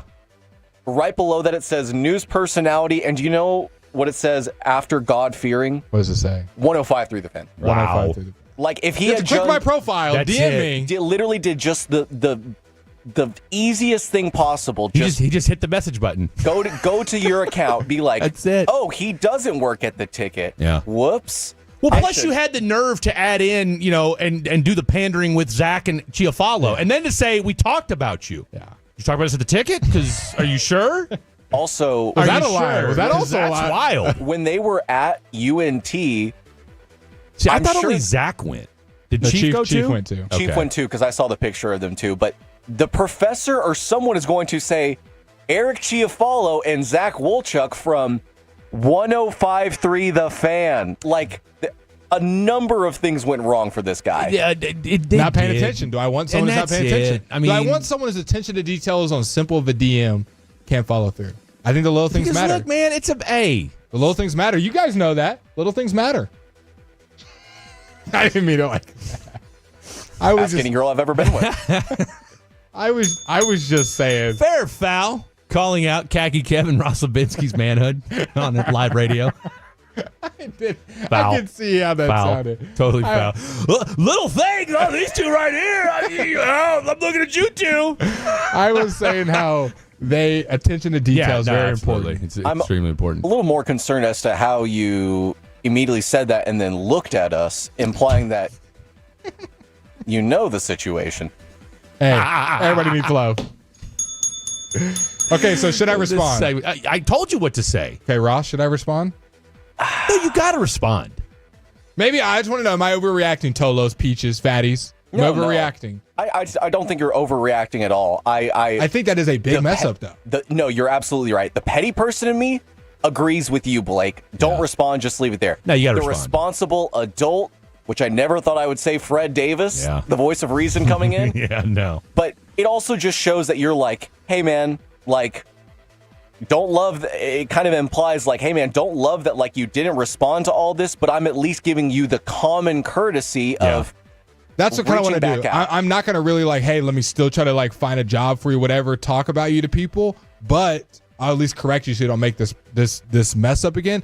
But here's the thing. When did you say you sent the DM? 2 o'clock? 2 o'clock. What time is it now? 10:30? 10:40. I opened it like 20 minutes after he sent it. You would think in his head, man, I DM'd Blake. I thought we were cool. He didn't respond.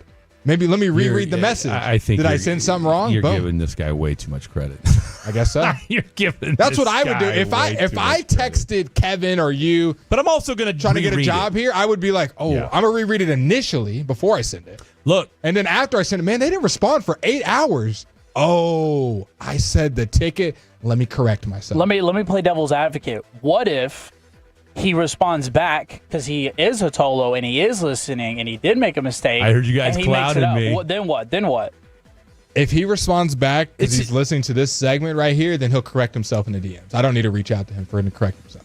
I mean, if he corrects himself, but at the same time, I mean, and look, at the end of the day, that just tells me he listens to the ticket more than he listens to the fan. Yep. And do I want someone? He's clearly here. I'll tell you what it means. Him putting the ticket, which, hey, God bless him. Subconscious. That means he's not a Tolo. Not a Tolo. Not a fatty. Period. He's not a Tolo. He's not a Tolo, and he's not a fatty. He's not Definitely a peach not for a sure. Tolo. Period. End of story. That much we do know. We know this. He listens to the ticket more than he listens to the fan, and that proved it. That all proved right. it. His So you know subconscious what? typed that Hey, out. go text one of your buddies at the ticket and see if they got a job. All right. Appreciate you. Thank you, All Peaches. right. That's Blake. I'm Fred. This is 105.3 The Fan. In case you didn't know, and we know you fatties are out there representing for us on a Wednesday night. You know what time it is being a Wednesday. It's a Haiku Hump Day kind of show. George Pickens and the Stars. Those are the two topics. Get some. Come on. We got Khaki Kevin a bit in the house. I need one out of you. All right, you got yours? And we know our boy Ross Levinsky comes correct. We need one out of Kev. You're gonna do. Ross is gonna do his thing. 'Cause he hasn't done a haiku hump day in a while. And of course, you know what you're gonna get. I've with actually me. never done a haiku hump day. You've never done a haiku hump day. Don't go anywhere. Coming up on the next KNC Masterpiece. 1 down, 1 to go. What position or player would you like to see the Cowboys go after next? Obviously, we'll talk about...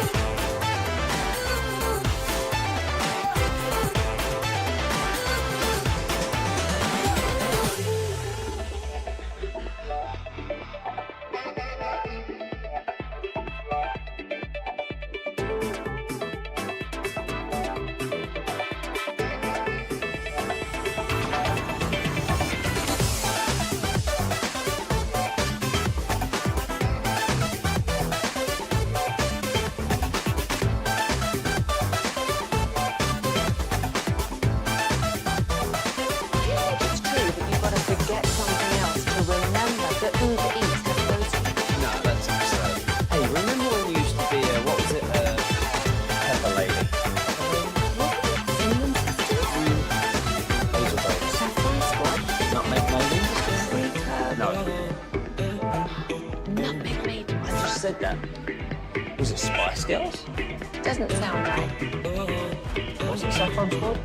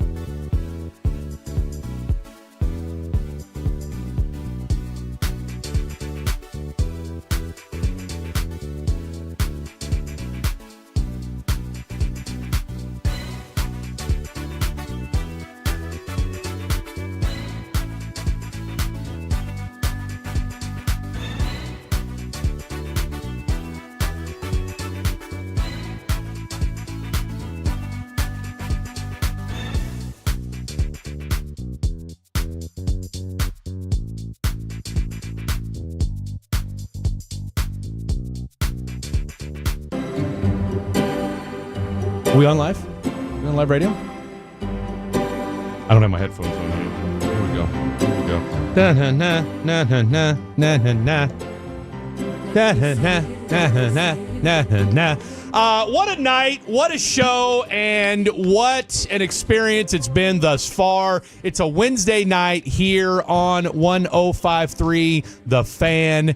We are... Dallas is back up, baby. My voice is cracking. DFW. I'll tell you what, I feel like this is, what was his name? Was it Stringer Bell? Tell him we're back up. Tell them we're back up. Tell the streets. Put your Dallas hat on. Tell them we're back up. And I'll tell you what, I have no problem becoming a full-fledged Stars fan because I have no hockey allegiance. Okay? Ooh, good stuff. None whatsoever. Get it out. Atlanta Thrashers kind of guy? No. I'm just telling you right now, we are the official show of everybody. First hockey team Dallas you Stars. ever had any kind of love for? Kings. I think yours is the Kings. I Kings. knew that before you said I was going to guess yours. Mine, Detroit Red Wings. Okay. I just thought they were fun when I was growing up. Absolutely. Kevin? Stars for sure. My mom's been a Stars fan. Nah, it's fair. It's fair. I'm messing with you. Ross? Stars, but if get out of here. Produce Stars. All right, Cowboys, fine. Rangers, The Mavericks. Allen Americans. There, you happy? There we go. Good call by you. Let's get into this, baby. I'm sending the rest of the show. Technically, my first hockey love was the Kansas City Blades. Okay. So, way back when. But anyway, all right, so here we go. All right, we got to roll through this. Here, tweak the fan cam so we can get all four of us on here.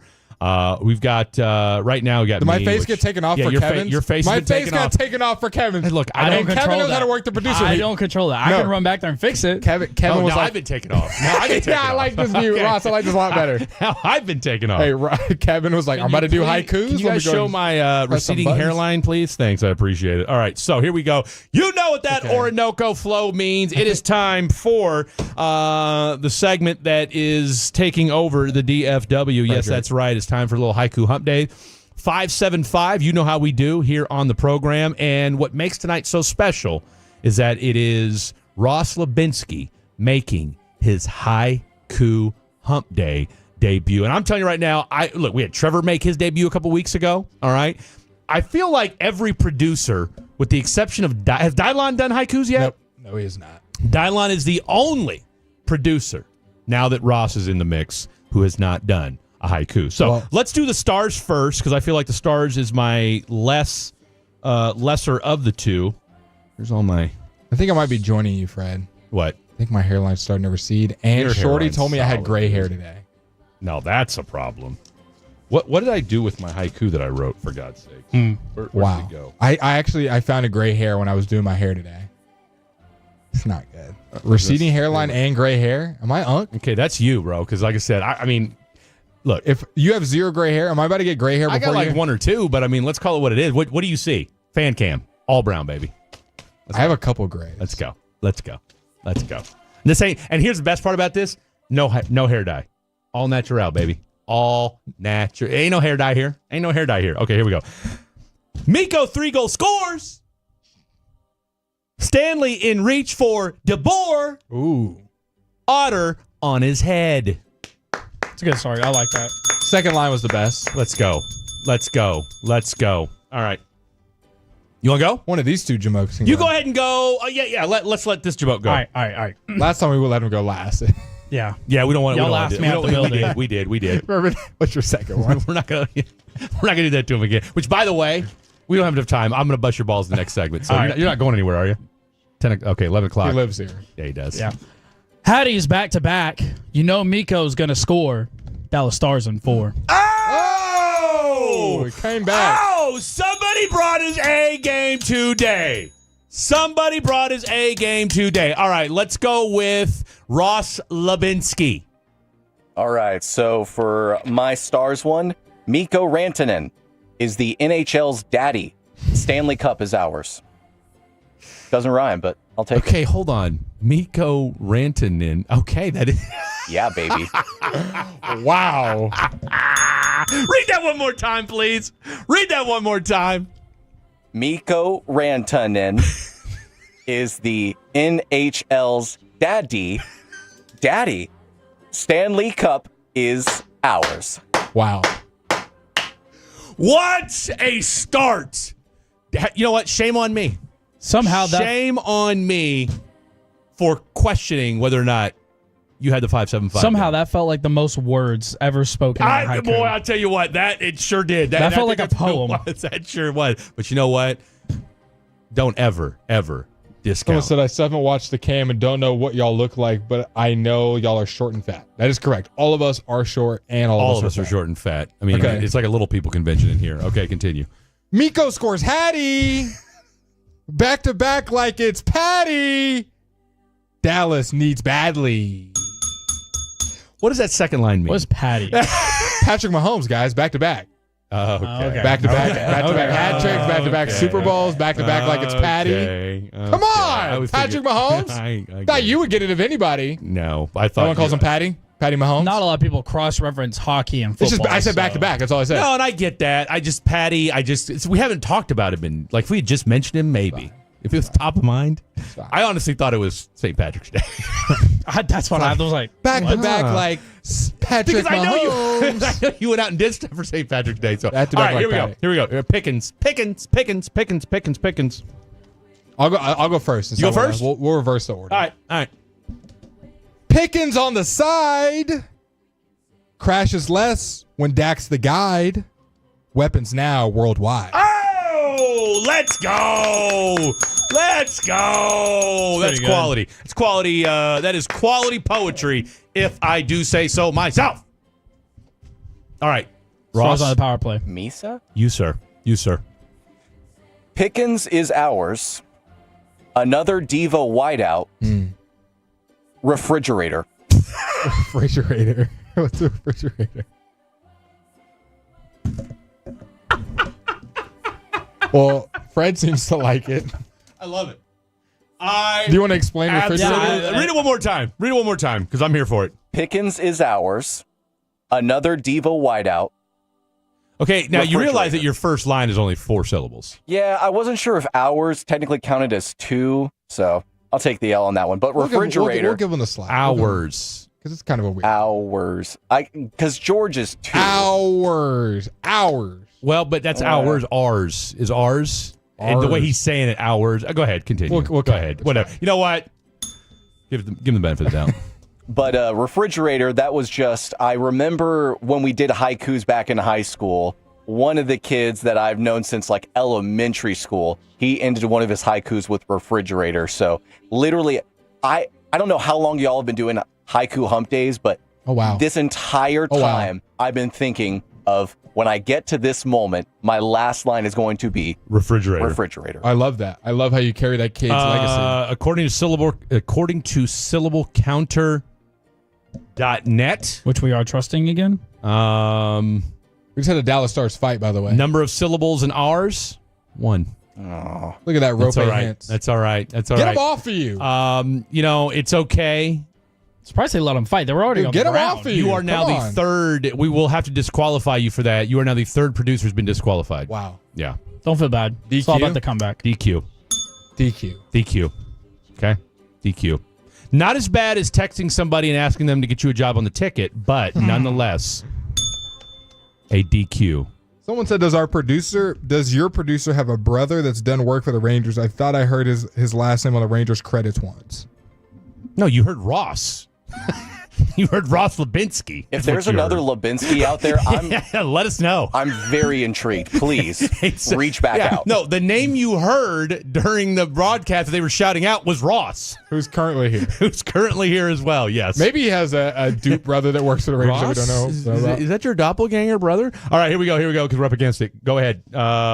Pickens, khaki. Fighting on the field. Wide receiver 2, we need George Pickens, TD. There you go. What a redemption arc for you today. And I'll take us home right now. Football antics so bad QB. Let me try this again. Football antics so have to DQ you. Bad QB. Have to DQ you for that one. You know what? Look, 575. We're in it. Look, okay. Football antics so bad QB play catches low. Oh wow. Dak, CD, George Whoa. Let's go. Out of this segment because we're about to run out of break. Final hour of the show coming up next.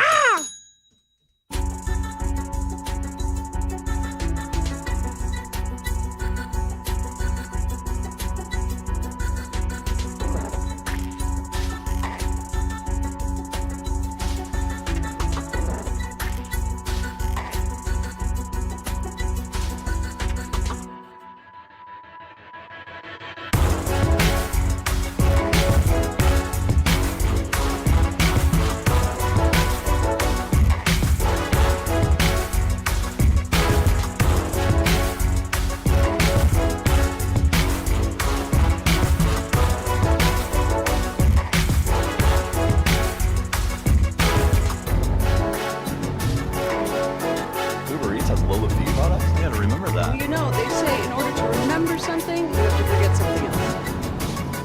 Okay, now that is a very cute haircut. That's like a little shag. I've never seen it before. Well, I mean, of course you have. It's the Rachel. Oh, is that your name? No, I mean like your name. No, I'm Jen. My name's Jen. Right, but I just mean like this is your haircut. But that's hair on your head. I'm not saying this is your hair.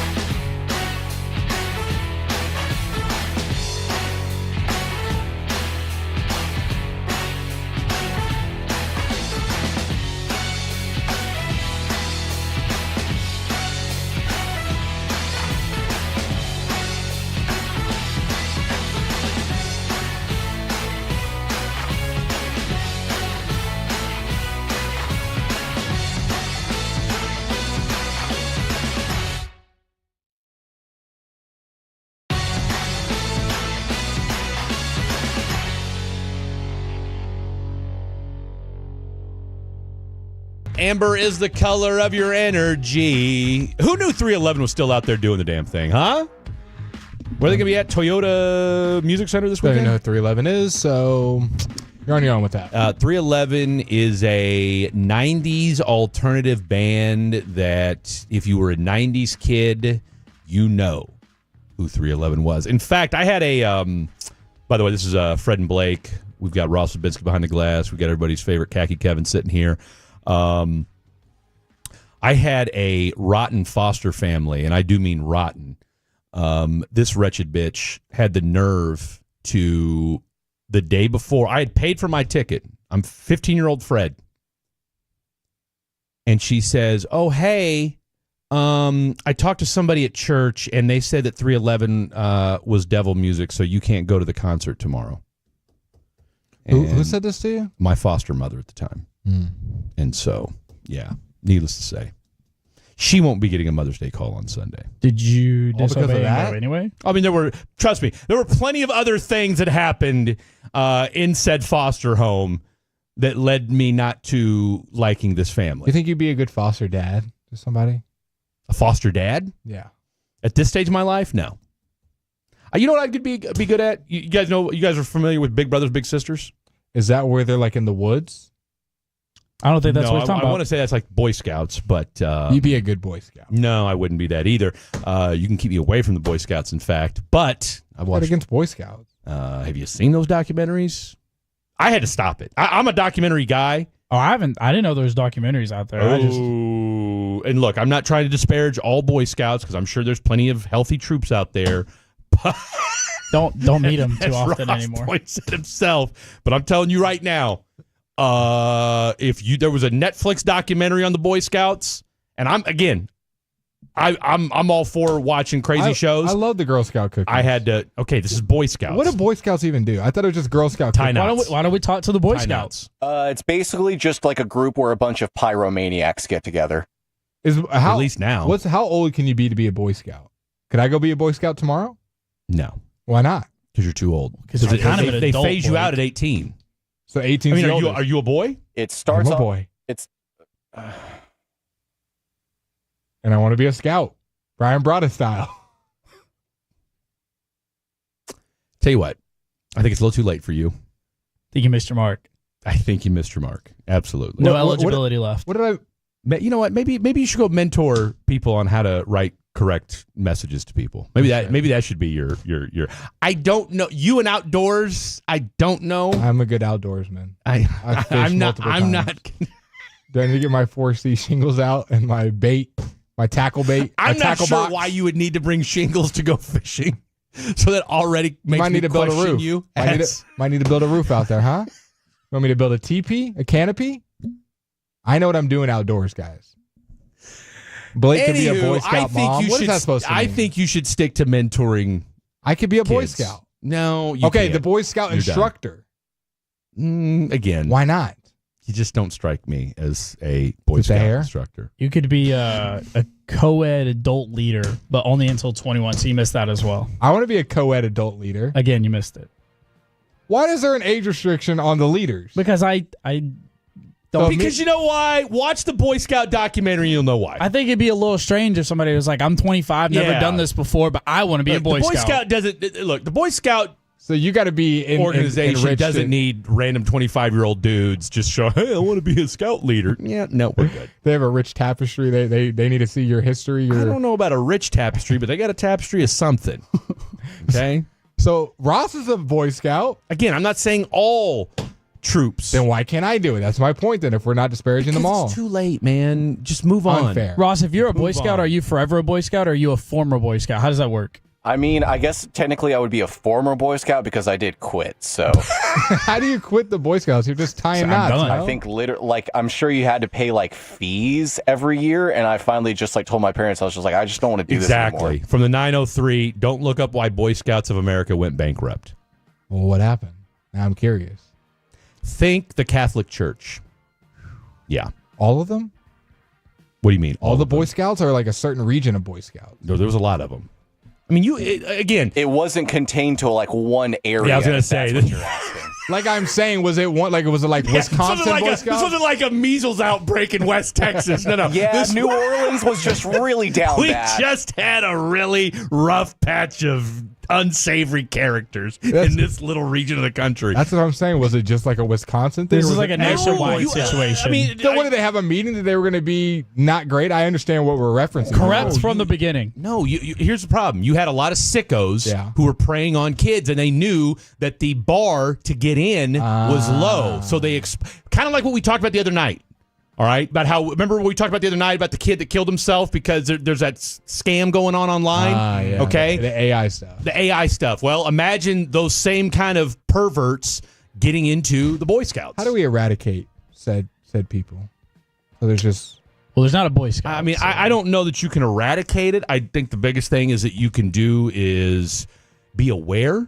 I think we can. I think me and you can be the start. We're going to eradicate it. Well, I'm not going to eradicate it in the Boy Scouts. I've got other things to concern myself with. We're not eradicating the with. Boy Scouts. We're eradicating perverts from the world. Man, that's a big fight. But see, you know what it is though. We're not eradicating people. We're eradicating thought processes. That's a hard. I don't think you can do that. That's a hard ask, man. Because it's all in society that people are, have these diluted thoughts in their minds. Me and you are going to be the change on this radio. So you're just going to walk up to it. somebody and be like, "Are you thinking these things?" Or? No walking up.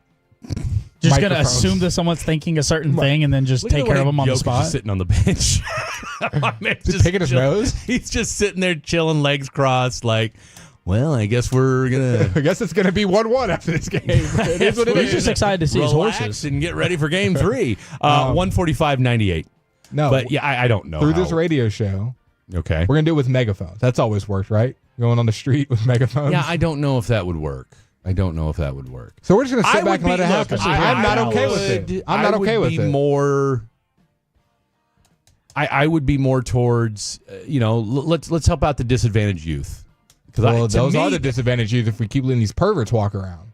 Well, but if we can show them or talk to them like, hey, this is what you look for, or this is if something doesn't. But can we talk to every child? Probably not. We can't save them all. Starts in the education Getting system. to kids is going to be a lot, and it doesn't sound right. Yeah, but like I'm saying, getting through to children is going to be a lot easier. More accessible than perverts? finding perverts.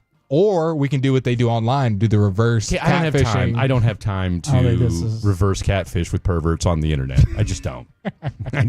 Okay. I just hate seeing that stuff. I think these are real people walking around. It absolutely is. It's 100%. I'm gonna have a child one day. You have children. Kevin is a child. Like there's a lot of it. There's a lot of us walking around. I want to make sure they're okay. No, but you got to have and look, you have to have a hard conversation with your kids too, right? Like you got to be able to tell them like, hey. It's not the whole me and Kevin were told as kids, the don't jump in the white van with free candy. That's not the thing anymore. It's social media. Oh, it's literally just this. It's anyone and everyone can get you. Whoa. And we've seen the videos of people literally just getting grabbed in mid-daylight. I've seen those like people in their front yard just leaving their kids and they're just grabbing them. And unfortunately, especially when it comes to like priests, it's like, and a lot of times, unfortunately, it's sexual assault as well. It is absolutely those who you are close to, who you have known. Like, there's like, and they know the guard is down. Real quick, not to make a weird pivot or anything like that, but right now, it's new Pope season. It is. I saw that on my TikTok. New Pope season. Let's go. So do we celebrate that? I don't know how that works. Do we celebrate? Damn right, we celebrate it. Absolutely. Why? I mean, I do. I'm Catholic. I didn't know how that works. Look, we need to, as far as the Catholic Church is concerned, I'm telling you right now, you know what we need to do? Start legislating marriage. I heard there's nothing normal about abstinence. No, I heard that. I'm sorry, there's just not. What animal, like, there's no creature that abstains from sex for its entire life. That's not a normal thing. I'm so glad I'm here for this. I heard with electing the new pope, I was getting learned up on TikTok that it's a pretty long process and different smoke comes out if they've elected the white and the red or white and black. I think smoke. If they decided on a new pope, that's very interesting. It's like a super long process, and only the people that are. We need to get one. I'll tell you what. I want to say there's a high-ranking bishop here in the DFW. Yeah. Let's see if I can't get him on the show tomorrow. Then that's tomorrow. Wow, quick turnaround. So you were talking about, Blake, the smoke and how that signals if they've chosen a new pope or not. Yeah. I saw a picture today of a skyscraper in Dallas that had smoke coming out, and someone said, black smoke in Dallas. This means that the Mavericks have traded the superstar. Oh, that hurts. Has Miko Rantanen saved DFW already that quickly? He's working on it. So is Paige. Fair. Brett Boone, Paige, and Miko. Who would have thought they'd be the ones to save? And George Super Pickens. Who would have thought they would save DFW? Well, No, I tell you what, I'll put it like this, though. They've made us forget about them. And the other part of it, too, the Lakers being out of the playoffs. Yeah, that's definitely helped. The Lakers not being in the playoffs and getting run off the court by the Minnesota Timberwolves. And, again, Dallas Maverick fans didn't see anything in that series that they weren't unfamiliar with. Well, he's not playing defense and dropping 30. You know what I'm saying? And plus the fact that, who's he throwing to? Who? I mean, I say throwing to. I mean, who's he passing to? Who's he lobbing to? No, I mean, it wasn't Jackson Hayes. You know who kind of took a step back in that series and we really didn't talk about it that much was LeBron. He was not great in that series either. Mainly like conditioning wise. Well, not just box said score he looked old. I said he looked like a 40-year-old. I was watching the game. It was like, ooh. I was a little upset with how that series ended, and he kind of like jokingly like told us, "Oh, well, I guess I'll see you at home." And I'm just like, that's not really like the competitor LeBron we remember. I think because LeBron's done. I think that something has. Yeah, I think mentally because it. And if we win one, great. If we don't, The fact that he's not willing to take a pay cut in year 23 tells me he doesn't want to win a title. Yeah, like you have. I mean, if what's more important to you, making more money or winning a title at this? I mean, you're a billionaire. So like, what are we doing? We didn't get a chance to mention this. I think we should. Mavericks GM Nico Harrison is coming from Tim McMahon. Is making a major change to the team's health and performance group again. Thank God. Among the dismissals, athletic performance director Keith Belton, Harrison, who we hired last summer, and head athletic trainer Donnie Calhoun, or Dionne? D-I-O-N-N-E Calhoun. Dion. Is that how you say it? Dion? D-I-O-N? D-I-O-N-N-E. I mean, I'd say Dione? I'd just Respectfully, say I don't think it matters. Either way, he's been let go. Not going to work here anymore. That's what his name is. Everyone's been talking about how the athletic performance director, Keith Belton, you want to know one of the reasons he was fired? Well, he didn't have a certification. He was missing his certification. That's kind of a big deal. An NBA trainer might be a decent big deal. And Mark Stein also tweeted this. Remember the whole Derek Lively foot situation? Should he come back? Is he coming back too early? He quoted his own story of that story. Yeah. And said Derek Lively's foot injury, as the Stein line reported on, there was following Dallas' season-ending loss at Memphis, led to a blow-up between the department lead John Billsborough and strength coach Keith Belton. Belton has been let go. It's believed Billsborough will stay. Well, and if you read the article that McMahon put out, which again, look, I'm not, and you want to talk about, I mean, Tim McMahon has gone from being anti-Luka to now all of a sudden he's reporting as the savior of all things bad with the Mavericks. But hey, to his credit, he's reporting. He's doing what the fans want to read. I get it. Whatever. I'm not mad at him. After they got beat by the Grizzlies, I'm going to put out this great piece, and it's going to document everything. I don't know that it documented anything that we didn't already know. I mean, about as far as the health and conditioning core or group. So. Our friend Isaac Harris tweeted out a quote that was said in the Nico Harrison exit interview. Mm-hmm. He said this quote, talking about the athletic training staff, because he was asked, why'd you let go of Casey Smith? Yeah. Why he's so good, he's so well liked among his peers. This was Nico's response to, why did you let go of Casey Smith? We felt that the guys that replaced them have done an amazing job. And again, you're coming at me from a negative standpoint, and I look at it from a positive standpoint. The guys that we brought in are just better. Yeah. And then 22 days later, he releases. They gone. Clearly. I mean, Nico's just, he's made it clear. I'm not staying any longer than I have to. Wow. In his world, look, let me see if I can't win a title with Anthony Davis so that I can say, hey, I told you so. And then. Is this just one big I told you so? I don't really care about basketball and Dallas. When it became personal or whatever. We're going to find out whether it was, and like I said, we're not going to unravel this because we've certainly talked about this ad nauseum.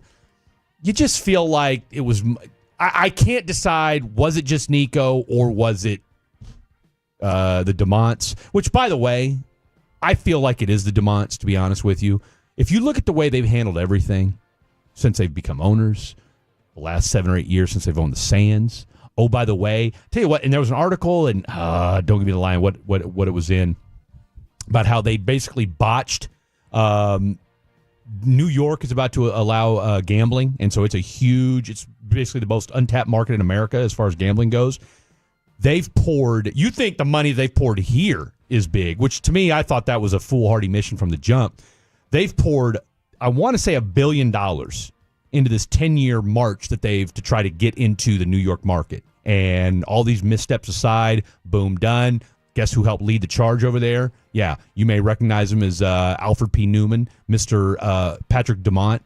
Everything that guy touches collapses. So call him the Boston Celtics. I'm telling you, man, seriously. So I'm not ready to just throw. I know Nico's the face of all this, but I'm telling you right now, I'm a firm believer. Oklahoma City, first team to win a home game, right? Yeah, sure feels that way, isn't it? No, who else has won? Cavs haven't. Boston hasn't. And what's the other series in the West? Minnesota and Golden State. They've only played one game. So, and Golden State ran them off the floor yesterday. So, OKC, first team to win, and they won so in astounding fashion. All right, you want to do a top five, or you want a top five? We haven't even come up with a top five. Well, I was just going to do it from last night. Oh, there you go. Top five show finales, yeah. All right, so we'll do top five show finales. I still have to bust Kevin's chops over a haiku from a couple weeks ago. And where are the Stars at? They lead 3-2. What will the score be when you come back? You got to wait and see. Fan After Dark. Fan After Dark means wheels up.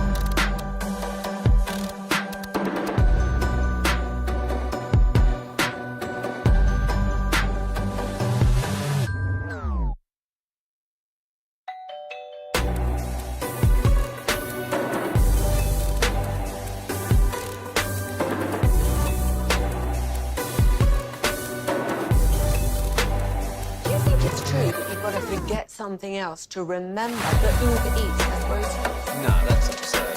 Hey, remember when you used to be what was it, Pepper Lady? Hazel Baby. Saffron Squad? Nutmeg Maidens? No. Nutmeg Maidens. I just said that. Was it Spice Girls? Doesn't sound right. Was it Saffron Squad?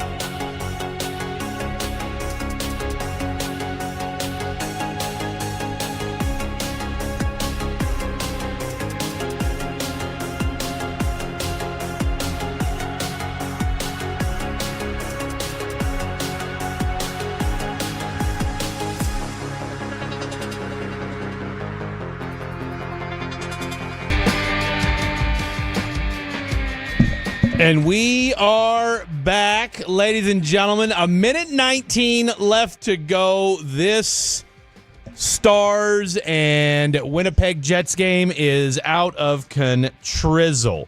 All right, so we are watching this thing. We're excited in the studio. We are. I'm not gonna lie. Did we just get it? Wait, were they about to score? It looked like they were, and I'll be honest with you, I didn't have my headphones on, and so the next thing I know, the mic was red. So I was like, oh wait, I think we're live. We're excited. I think we are live. We're just as excited as you guys watching at home. I keep telling myself I'm going to do a top 5 segment bed or something like that. We'll do it next week. Okay, so plenty of off time. As I'm looking at my my haikus, that's not going to work. Okay, top 5 at 11:20. We'll keep you posted. We got about a minute left to go in this Stars and Winnipeg game. Also, too, they are empty netting it. So, yeah, 3-2, 1:18 left to go. So we'll keep you posted on that. My man's got 30 saves on 32 shots. What a standing job on his head. Standing on his head. So I feel like somebody wrote that in their haikus. Anyway, I digress. All right. Top 5 show finale endings of all time, according to the 4 of us. Now, the genesis of this was young Dave Elliott, who finished watching what? You. Who? You. Me? You.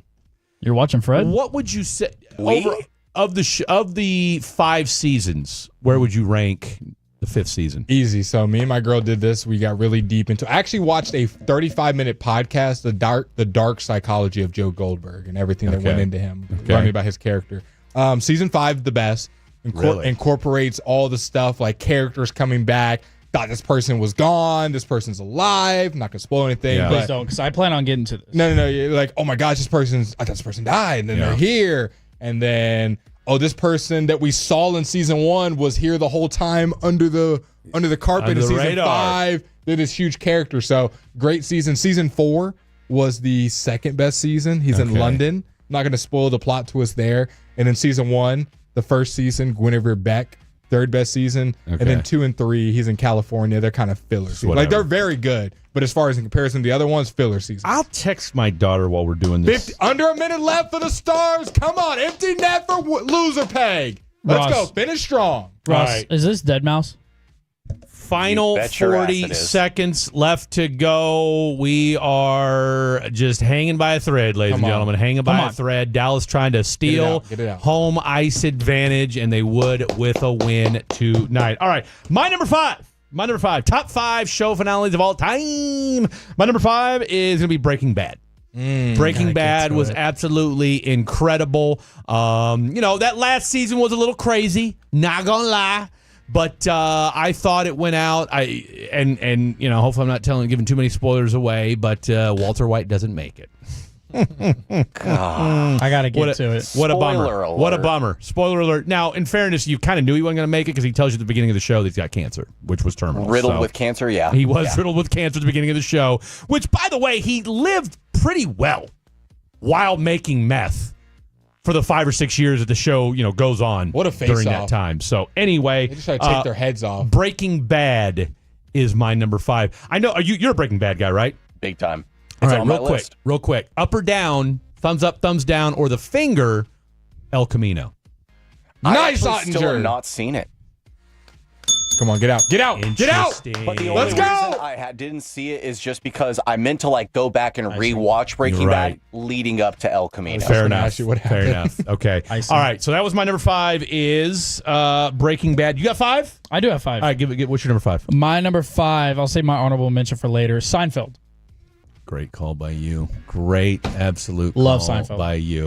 All right. What's yours? My number 5 is blank because I haven't watched 5 season finales.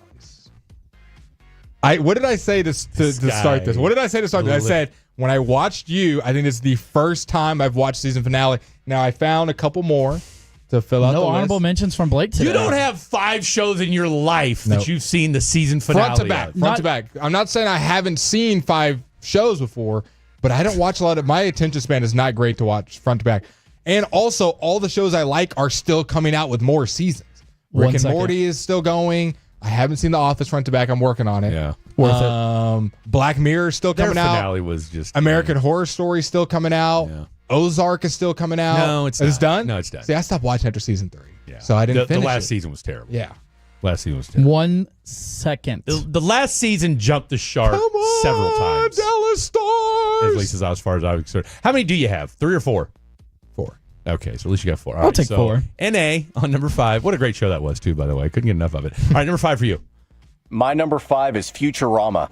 Okay. With the robot. And this one is kind of a trick because Futurama was canceled several times. Look at this face off. And every time it was canceled, they included a finale as if to say, like, hey, we don't know if we're coming back, so this could be the show finale. Let's go. Stars win. So Stars win. First game 1 win in like 10 games, guys. Love it. 3-2. What a performance. Miko Rantanen. All 3 goals. Miko Rantanen type things. What a performance. Ottinger with another stellar performance as well. Your Dallas Stars back in their winning ways again. 1-0 lead over Winnipeg. 1 out of Winnipeg. Stars to the cup. Stars to the cup. Make sure we you guys- called it. And No, we actually did. Before 4. the playoffs even started, I said, no, we called it before they even traded for Miko. Yeah. We said they're winning the Stanley Cup. Yeah. And look at them. We absolutely did. Let's just put this way right now. Let's make this declaration right now. Stars win the cup. I'm getting a Stars logo tattooed on my body. Sounds we like good a with that? plan. Let's do it. Have you looked at Can we the other make that logo do it? yet? Haven't looked at it yet. We've been locked into a program. Number 4. Can we, before we get to number 4, can we make that like a group situation? Absolutely. I will 100% go and get a Stars tattoo with you if they win it all. Let's do 100p. Did we get a Miko Rantanen tattoo? Are we all 4 doing this? Miko with the greater than sign over Luca. I'm not going that far. What's Miko's jersey number? 60 something? 90 96. 96, yeah. But We got a 96 tatted on us? All right, number 94. No. Oh, okay, number 4. my number 4 is The Good Place. Very good finale. Big fan of it. What the hell was The Good Place? It's, well, I mean, if I explain the premise to you, it's going to spoil it a little bit. But Who's in it? Oh, I'm going to have to look up her name because I think it's Kristen Bell is her name. Okay. By the way, I'm looking at the Dallas Stars. I was going to say, I'm looking at their logo from then. I like the new one. I like this one better. I'll hate you for it. Not going to lie. They're all good. The star with the D? What? Yeah, give me that all day. every I day. just really like the old color scheme. Which I can appreciate, which I'm not mad at you for. If Miko Rantanen has another hat trick and the Stars win Stanley Cup, I'll get a moose tattooed on me. Okay. It's like I wish we could use a winter. All right, so I'm going to do the star. I'm going to do the recent Stars. I'm going to do the most recent Stars logo. You're going to do an old school Stars logo. Big time. You're going to do what? A moose. That's You're his going to nickname. do a moose. He's the moose. And then what are you going to do?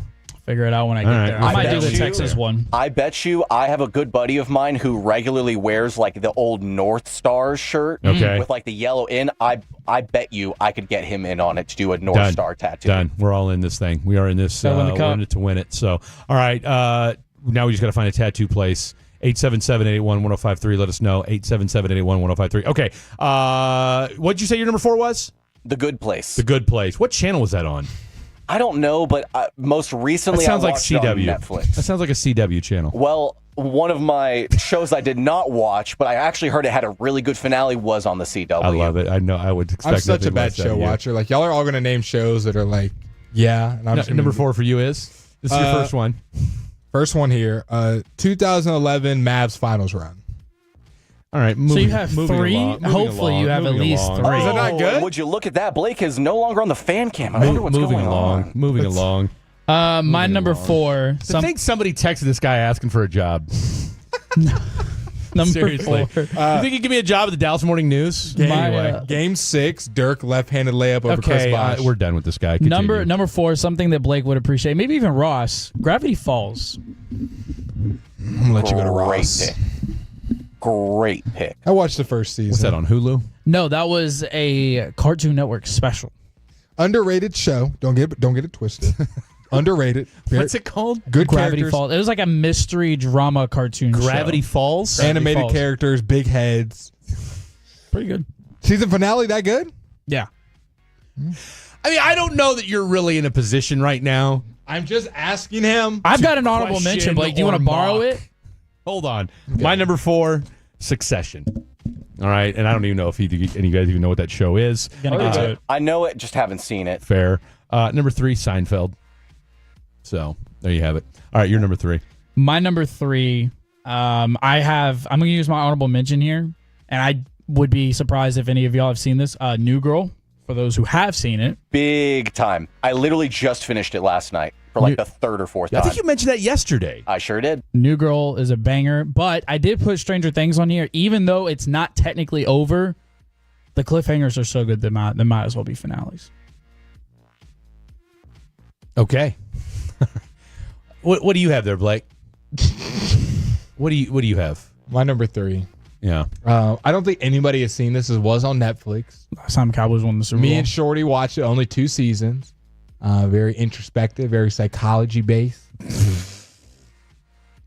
I can't say one of the words on the air, but the end of the blanking world. That's a good one. I wish I knew the cast in it. Super like indie film type show. The kid's literally like a serial killer. It's crazy. He meets a girl and they're pretty much Bonnie and Clyde but young. Oh, I know what you're talking talking about. They're like a young Bonnie, not that crazy, not killing people like crazy, but they rack up some murders. It's a wild show. Called? The End of the World. Interesting. All right. It's like a cast of nobodies. They made it. It was a banger, and then nothing ever happened with it ever again. Yeah, 2 seasons. Yeah. I'm not going to really spoil the ending, but it's pretty realistic. You know what? I'm just proud of the fact that you actually have a TV show on there for once. Okay. I thought about putting that one on there too. Very, very indie film. Okay. Very, very. That's a Netflix one. Look at Blake stepping out of his comfort zone. All right, number 3. My number 3 is one that you mentioned, Fred, is your number 5, Breaking Bad. Absolute. Never heard of it. Done with this guy. Number 2, Snake Draft. Snake Draft, question mark? He has done top 5s now. Oh, he's a top 5 legend. That's why every time I say Snake Draft, question mark? That's right. My number 2 is Scrubs. Fantastic finale. That is a good show. I watched a lot of Scrubs in college. I never did see the finale. I'm going on a limb and say this is a show about doctors. 100%. It's one of those shows where it's like you either love it or you despise it. Like there's Scrubs no or House. in between. Scrubs or House. What's his name? I would go with Scrubs because I never watched House. Scrubs. You know the main character in House, that guy. Yeah.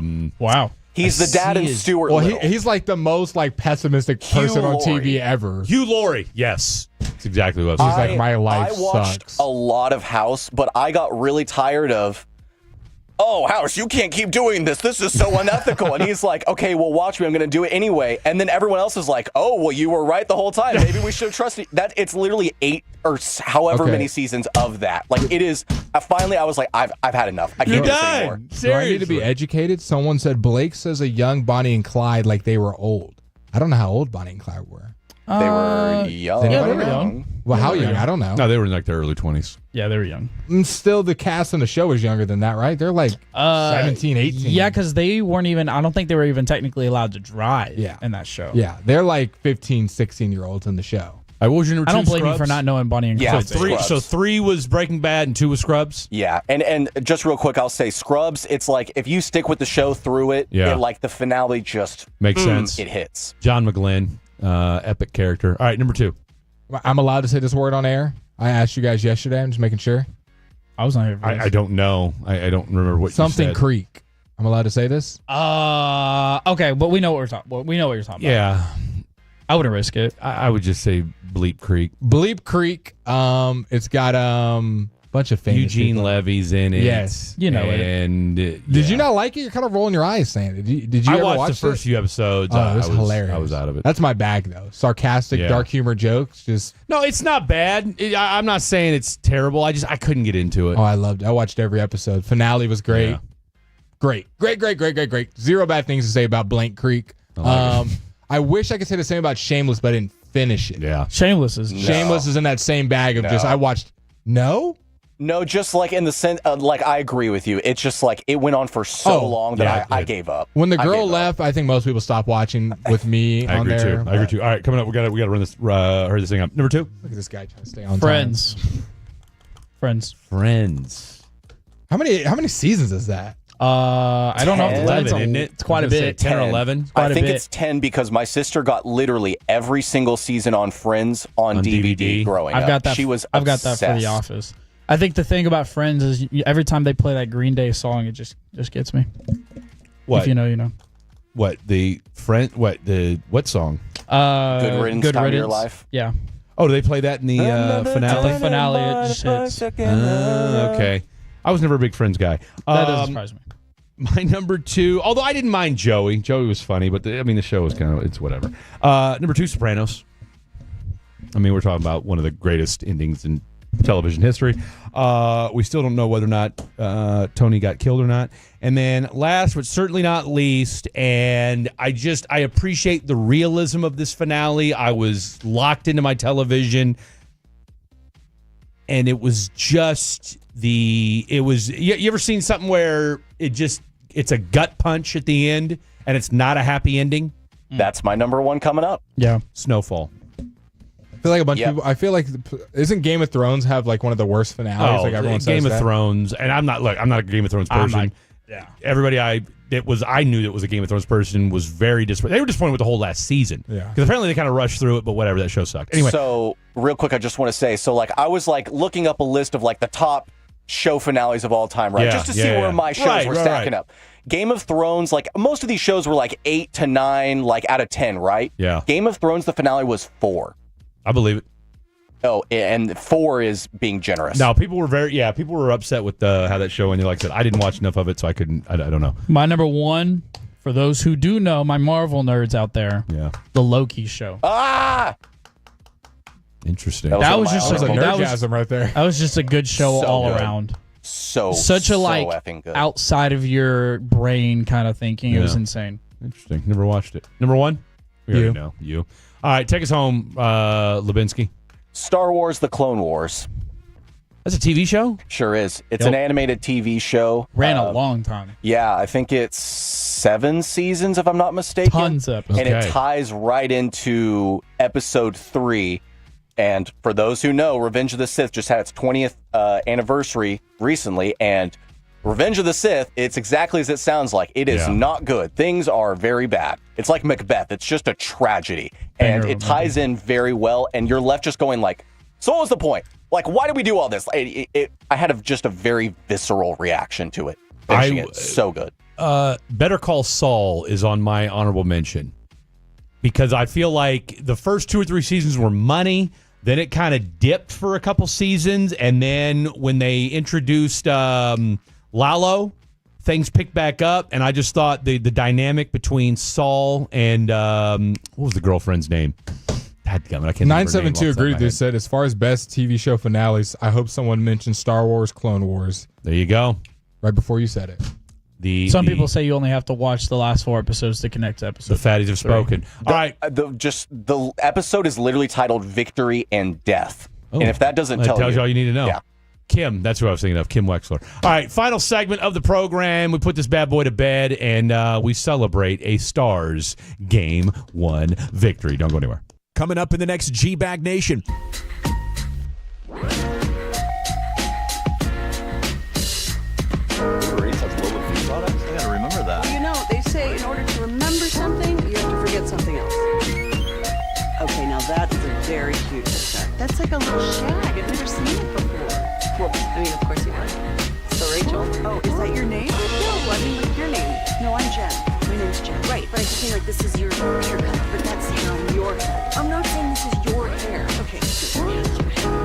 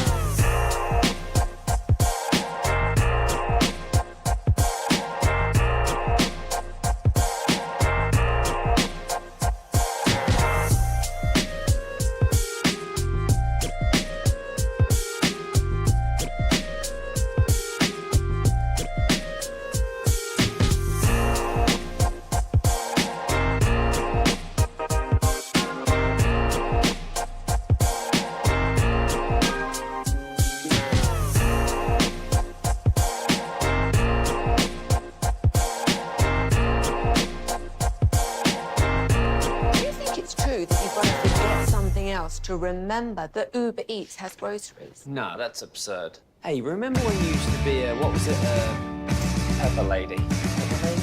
Wasn't it Cinnamon Sisters? Basil Babes. Sapphire Squad? Nutmeg Maidens? Pre-curb? No, Nutmeg Maidens. I just said that.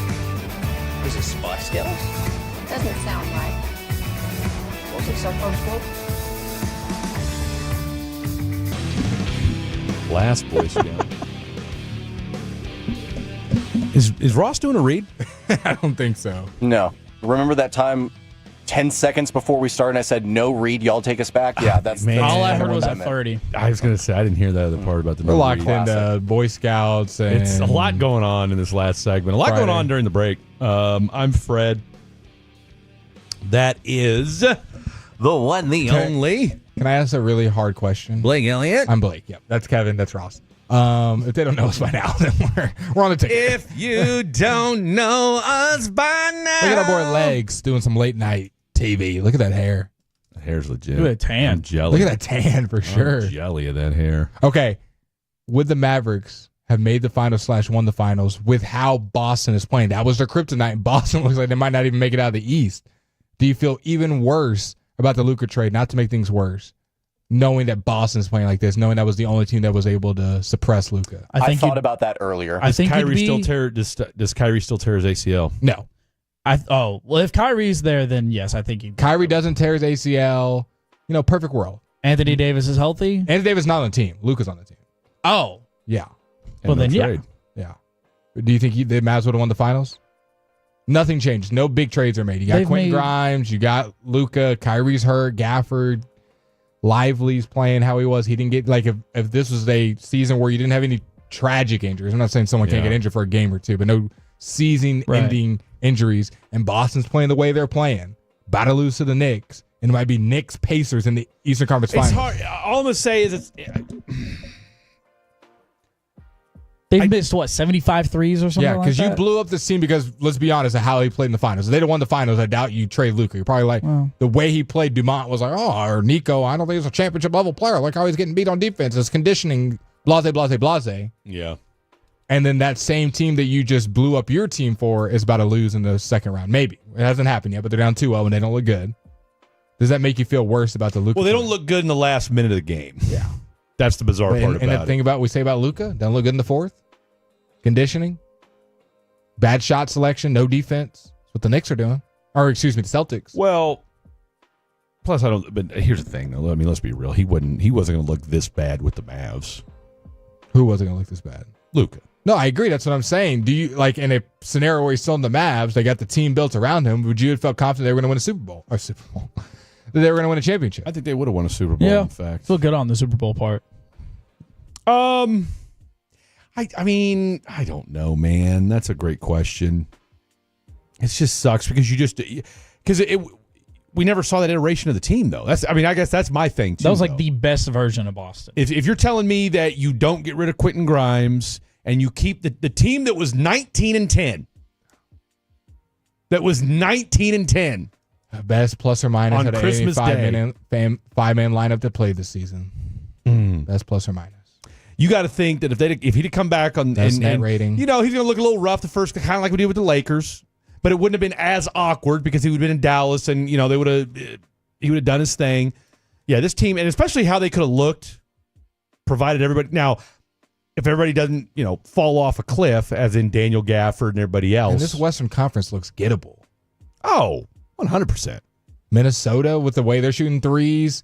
The Rockets, the Warriors, and hell, you beat the Thunder without him. For some reason, you have the blueprint on them. You beat the Thunder 3 times this season without him, and then when you had him, you mollywopped him in the second round of the playoffs the year prior. Maybe Denver's your only thing, but we see how it just sucks. It sucks is the fact that Nico put together a good team, and then decided to blow it up. Yeah, and it just feels like it's a very winnable title right now. I don't feel like anybody's claiming to it other than the Pacers and the Knicks. Those are teams that are supposed to say Luka can't beat. I don't know. I would say the Thunder. I mean, the Thunder looked pretty good tonight. We'll see what Game 3 looks like. I mean, obviously, but you also had a Denver team too that look. They won Game 1. They were good. Yeah, and it's almost like Denver has to be selective. They only got 5 guys. They got 5 guys. 6. That's a 6-man team. We can't gas it 7 games. And Jokic was exhausted, so it's like, fouled out. Go ahead, chill, do your thing. We're going back to Denver, tied up anyway, so who cares? By the way, haiku-wise, you had used the word NFL and counted it as one syllable. Oh, wow. Are we getting a late DQ? When did I do Are this? we getting a late How long ago was this? This was a couple weeks ago. Oh, wow. I think this is outside the parameters of disqualification. Oh, wow. We've gone back to the video board. We've gone up to Vegas. Vegas is asleep.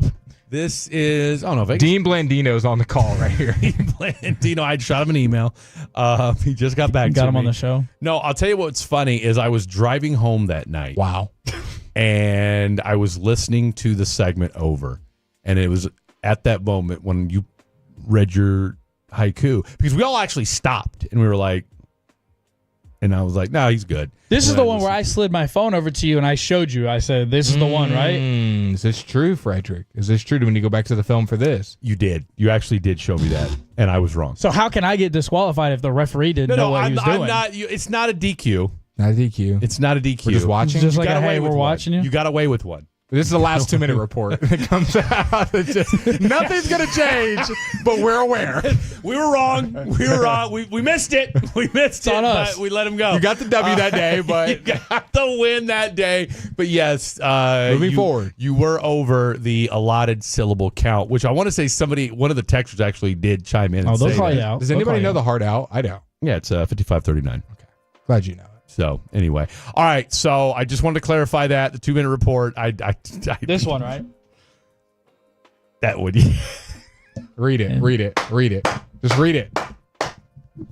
Read it, Kevin. Stop looking it over. It's not a bad. I mean, it's not a bad haiku. It's just. I just did it wrong. Yeah. And it's the one that y'all liked better out Read of the it. two. Hear it. We did. NFL Draft Buster star. So many syllables. 250 plus, most subpar. 250 syllables. Who all sets the bar? Kevin sets the bar. Because NFL, that's 3 right off the top. I could just say no. FL? No, I was going to say Draft Buster star, but I don't think that would work either. That would work. Draft bust or star. Nope, you need one more. Anyway, either way, that's been on my. Neffel. Is it? Will there be any games? Neffel would be 2. Is there any games that come on before we come on the radio tomorrow that we need to predict? Not stars. Yeah, I mean we're Rangers. on from 7 to 11. Rangers game. Who's pitching tomorrow? DeGrom.